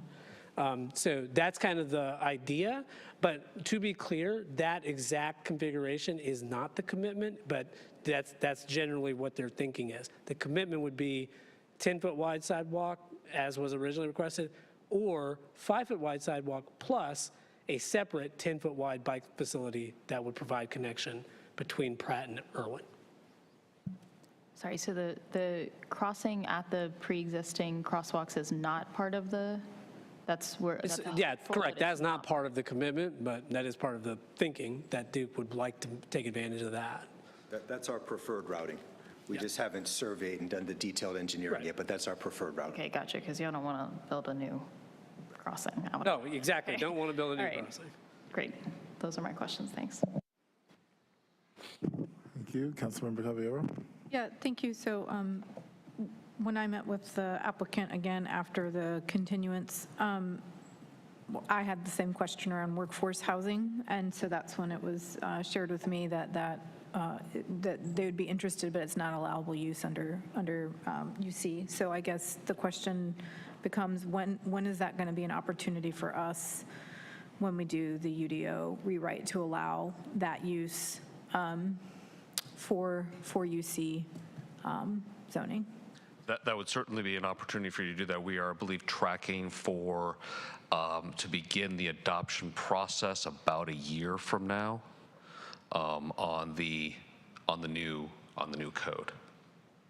Yeah, so I guess what I'm saying is, where's the opportunity to, I mean, is this the opportunity to say? Okay, yes. I'm like, does this need to go? Let us know that is something you're interested in, and we can work with our consultant team. Okay, so that is something I'm interested in, specifically because the applicant has said they are interested, and they're clear that is a need, and I can see that, and I could imagine NC Central may also be interested in that. I have another question, and this is, could you pull up the slide? This is just me being curious. This is nothing, so it's germane in the sense of just kind of curiosity. What is the difference between UC and UCD? Like, what's the difference between the yellow and the? Was created without a development plan, so that's just UC. All the other ones were created later with a development plan. Perfect, but they all are the same. They're all allowed under UDO to be considered jointly as one UC district. There's also 2 UC districts. There's one for Central, one for Duke. So yeah, okay, thank you. Yeah, I figured that. Okay, that was one question I was just curious about. The bike lane thing got answered. I wanted to say thank you to the applicant for adding all of the additional Duke plans around sustainability and landscape design and things like that, because it did give us that kind of wide range or wide kind of lens as to what y'all are thinking, so I just wanted to appreciate that. And then the only other thing, and y'all heard it in the thing, would be, are golf courses allowed on a UC district as it's currently? And you know I'm going to be stuck on this. Sorry. I'm going to have to double check that one because that's not something we normally get asked. they're allowed. Yeah. I'm sure they are. Parks and open areas, all parks and open areas. Just looking for outdoor recreation.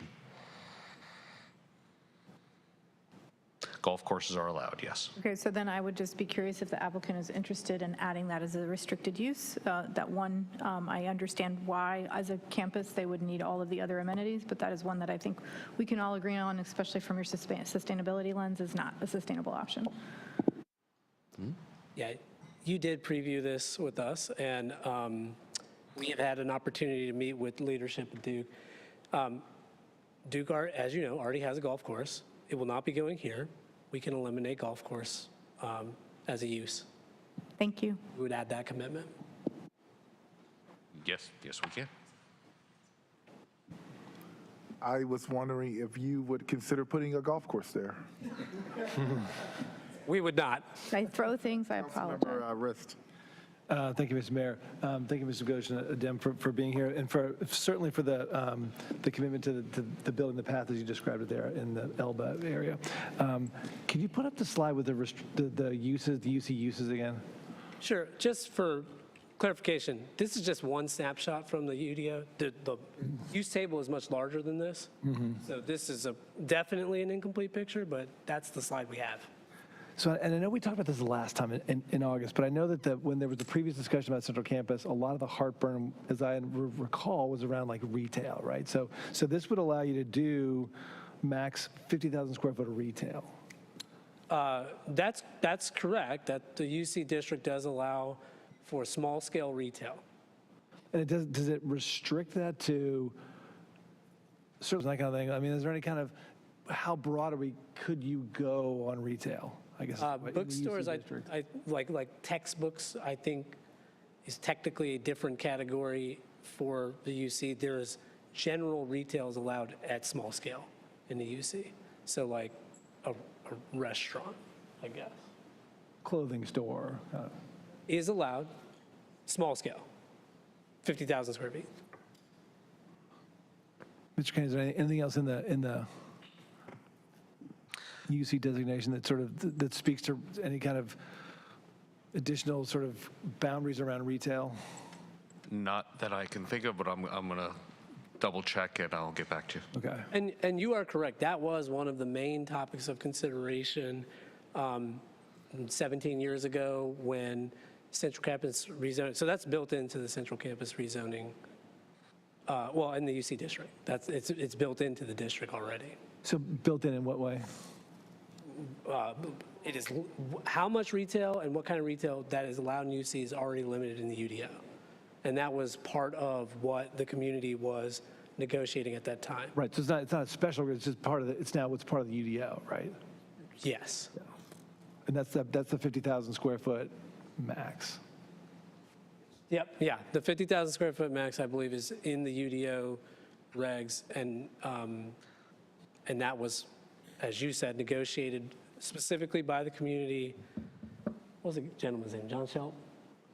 What I can say, what the UDO says regarding that is within the UC and UC2 districts, limited retail uses such as university-related bookstores and dining facilities located within other buildings shall be permitted to the extent that they are designed to serve the on-campus population of the university or college and not to attract additional traffic to the campus. Yeah. So it's allowed, but it's very limited. Yeah. Okay, thank you. Yeah, Pro Tem. Thank you, Mr. Mayor, and thank you, colleagues. Thank you for the presentation.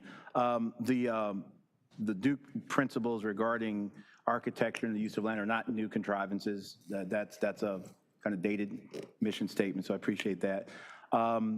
If you guys were going to build a golf course there, I would hope it would be just as accessible as the one that you already have to the public, and I hope it would be just as accessible as Duke Gardens, and hope it will be just as accessible as the stadium that you allow DPS to use for graduations as well. So I would hope.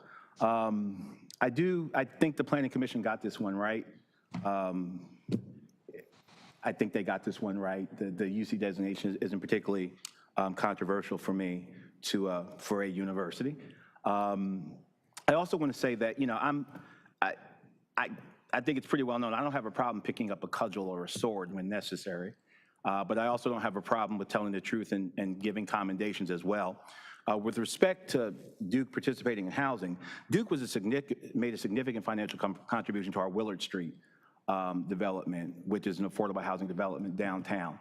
I just say that because I think it's important for the record to be known. It was millions of dollars. We're open to more. We're certainly open to more. I don't necessarily know that I want Duke in the housing business. Maybe just if you devote the land and get somebody else to do it, that might be a more preferable, even for workforce housing, a more preferable outcome. But thank you for the information. I look forward to supporting this. I think the Planning Commission got it right. Thank you, Mr. Mayor.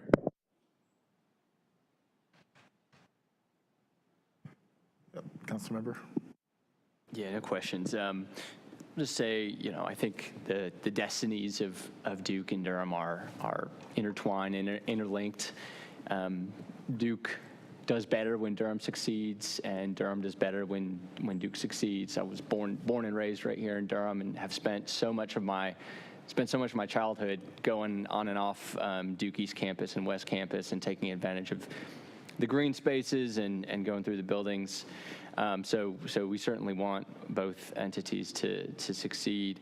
And Duke occupies a huge proportion and portion of the city of Durham. It's a unique situation. It's not just any other landowner in our city. So I do think that there's a certain level of conversation, scrutiny that is relevant and that is necessary when we come into the same room together. And UC is a privilege. It is a very unique zoning district that offers great latitude to those who own land within UC. I appreciated the comments and the presentation, public engagement, the commitment to the conversation around public engagement, and planning process. I think where I find myself at this point is, and I think it's consistent, is that I always seek planning before zoning. And I believe that philosophically. I believe in planning and then zoning. And whereas this is a proposal to zone and then conduct the plan, I see this as a question of whether the city will take itself out of the planning process or whether it leaves itself in the planning process. If the zoning is approved, we take ourselves out of the planning process. If not, then we remain a part and a partner of the planning process. I think the UC zone is the appropriate district for these properties. I personally believe that the appropriate time is later, is after the planning process, planning and then zoning, and that's my philosophical position, and so that's my philosophical position on this particular case as well. Thank you. Thank you. Any other comments? All right, for me, it's pretty straightforward, and thank you guys for being great partners to the community and City of Durham, and look forward to our continued evolution together. At this time, I will, yes, Councilmember Cook. I just want to make one more comment. Just listening to my colleagues and listening to this presentation, and I want to say, Mr. Gusa, like listening to your presentation particularly, like that is what we want to see from a partner and a large landowner. And so I'm really grateful for that, and I'm grateful for that master plan. But at the same time, I'm going to echo a little bit of what my colleague said, and also just note that this master plan is a guide and not a requirement. And you talked about wanting transparency and robust community engagement. Several of my colleagues at the last meeting noted that there has been a real distrust from the community. And I think that showed up at the last Planning Commission when we heard these two projects. And I know that it was around the other project more specifically than this one, but I think that the conversation was the same. Mr. Ghosh, I believe you were presenting at that time, and you said, we've had some great community engagement. Everyone's really on board, and you were really taken aback because the community came out en masse, and that was not at all their understanding. And it was striking. I remember you being very surprised by that and coming back and saying that you were surprised. And so it's still concerning to me because I hear this messaging of transparency and community involvement, and then when I see it happening in real time, I don't always see those values reflected in what comes before us. And so I have to echo what my colleague said. It feels really hard to give this, I guess, to just hand over any possibility of partnership in this process with absolutely no plan. And I appreciate what you were saying about the time that it takes to get this zoning, and I thought that was actually really helpful for my framing of this. But you come in front of us a lot, Attorney Ghosh, and we have these projects come in front of us a lot, and how a parcel is developed is always dependent on the zoning. That is actually always true. It's not just true here. But still, we are able to see development plans prior to approving. So for me, I agree on the timing that it's just does not feel like the right time. I know this process is expensive and I know it's long. And so it's even more confusing to me, I guess, why the timing is now. When a lot of these properties have been owned by Duke for a very long time, including prior to the last rezoning of this adjacent area. And I pulled them all up last time, but I pulled the deeds on every single property, and they span like 100 years in terms of when Duke gained ownership of them. And I also think it's interesting to sort of see the history of our use of this zoning, which we did do a couple like sort of large in bulk acreages without development plans, but since that time, we've actually been seeing very distinct buildings that have been sought to be under the UC plan, or zoning, sorry. So like actual, I believe the last few were actual buildings. Like the Lemur Center was one, and we know the use of the Lemur Center. We already know the use of that land. There was ones from Central that were like student union and a couple of other like designated areas. We already knew what those were, and we haven't really seen this sort of broad, planless designation. And so for me, it's going to be a no tonight. I wish that it were yes, because what I'm hearing is like what exactly I want to hear. And when I see that reflected, I'll be so excited for that partnership to grow, but I have not seen it yet, unfortunately. Thank you. Could you talk about your past relationship with the city around housing? Duke University. And I will forecast this with, do not be bashful. Like, Duke has been a partner as far as my experience is concerned, and I need us to know that. Yeah. So when you're referring to housing, you're not specifically referring to dormitories, referring to general. I just want to be clear about what the question is. If the students were not being housed on campus, they would be housed in the city, I assume. So that would be considered as well. So just your relationship with housing in Durham when it comes to from student housing to, supporting affordable housing developments. And you can even talk about the economic side of that as well. So I'll talk about student housing, and then maybe, Adam, you could talk about some of the other initiatives. So what is the impact to Durham?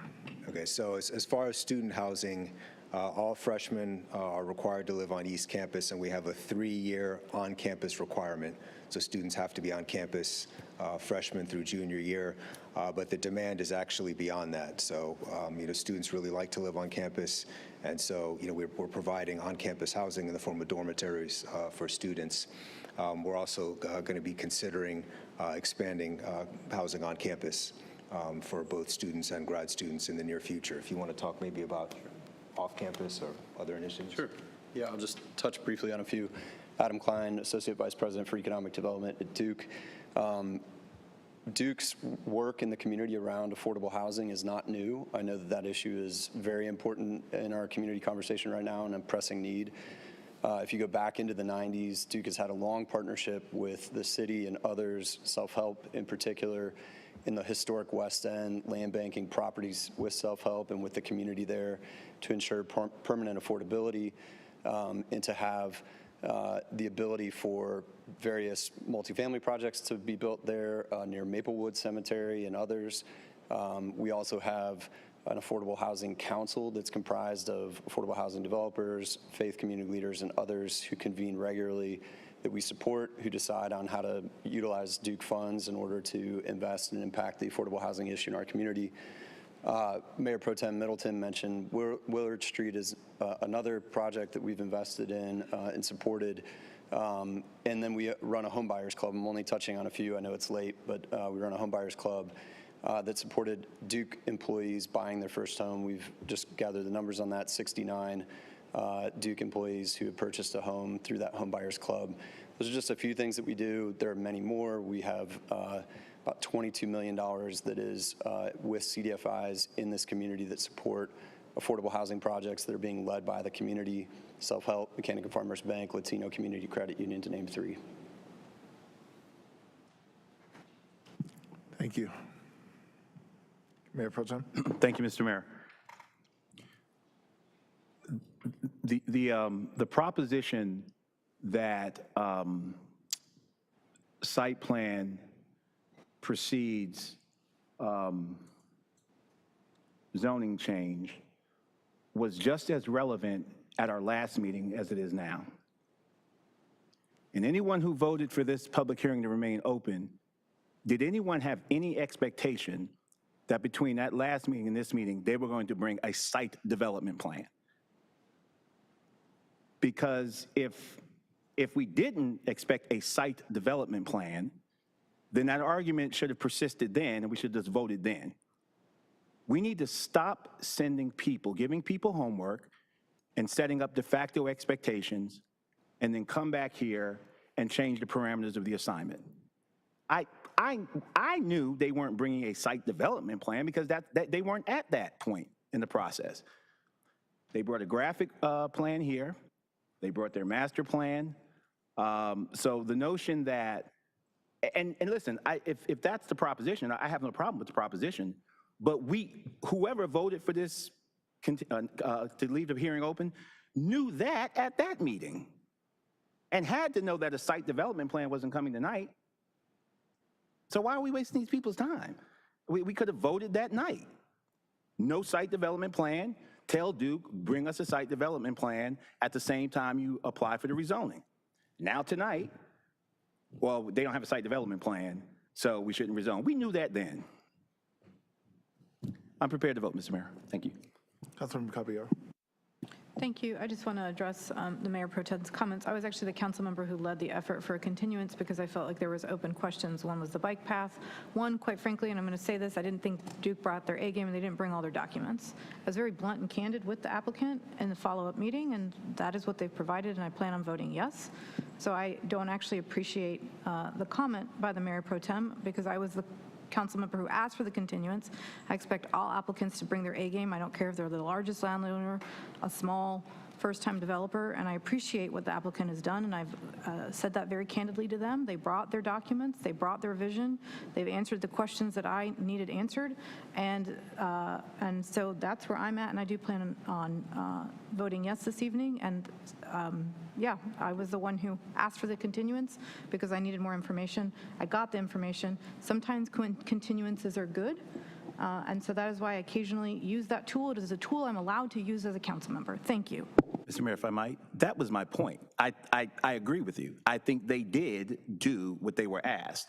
So to suggest now that we want to move and that is why I am constantly saying we need to get out of the business of giving people homework because it creates expectations.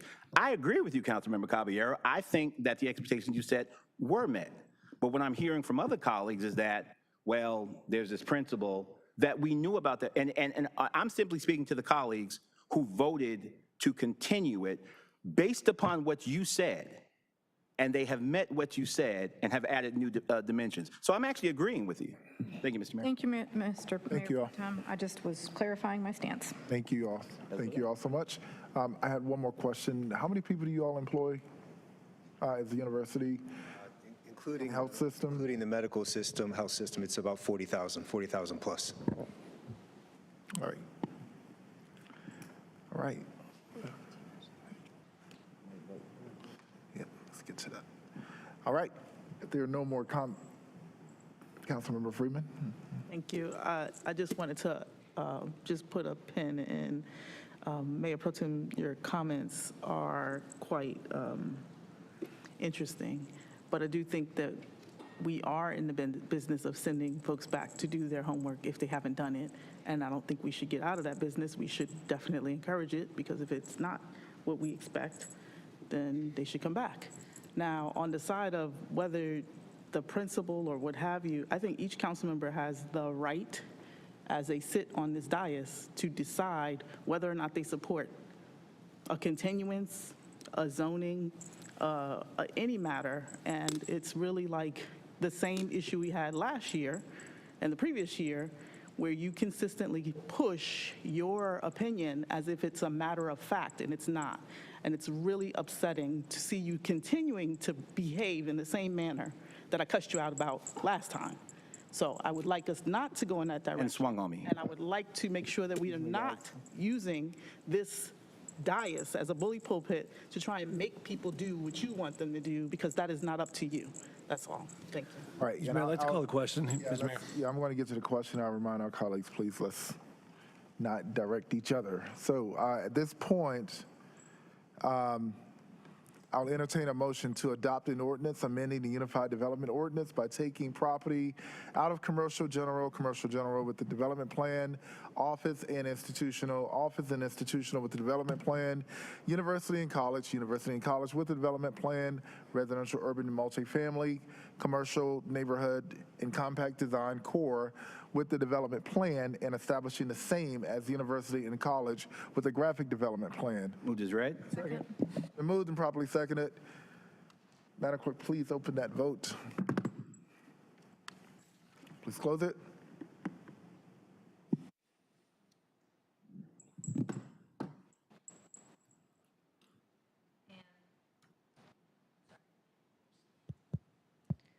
And the motion passes 5-2 with council members Baker and Cook voting no.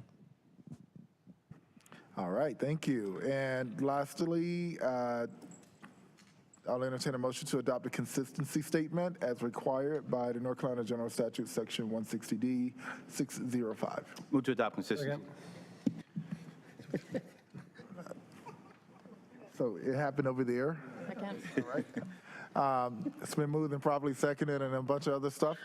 Madam Clerk, please open the vote. Please close the vote. And the motion passes unanimously. One moment, please.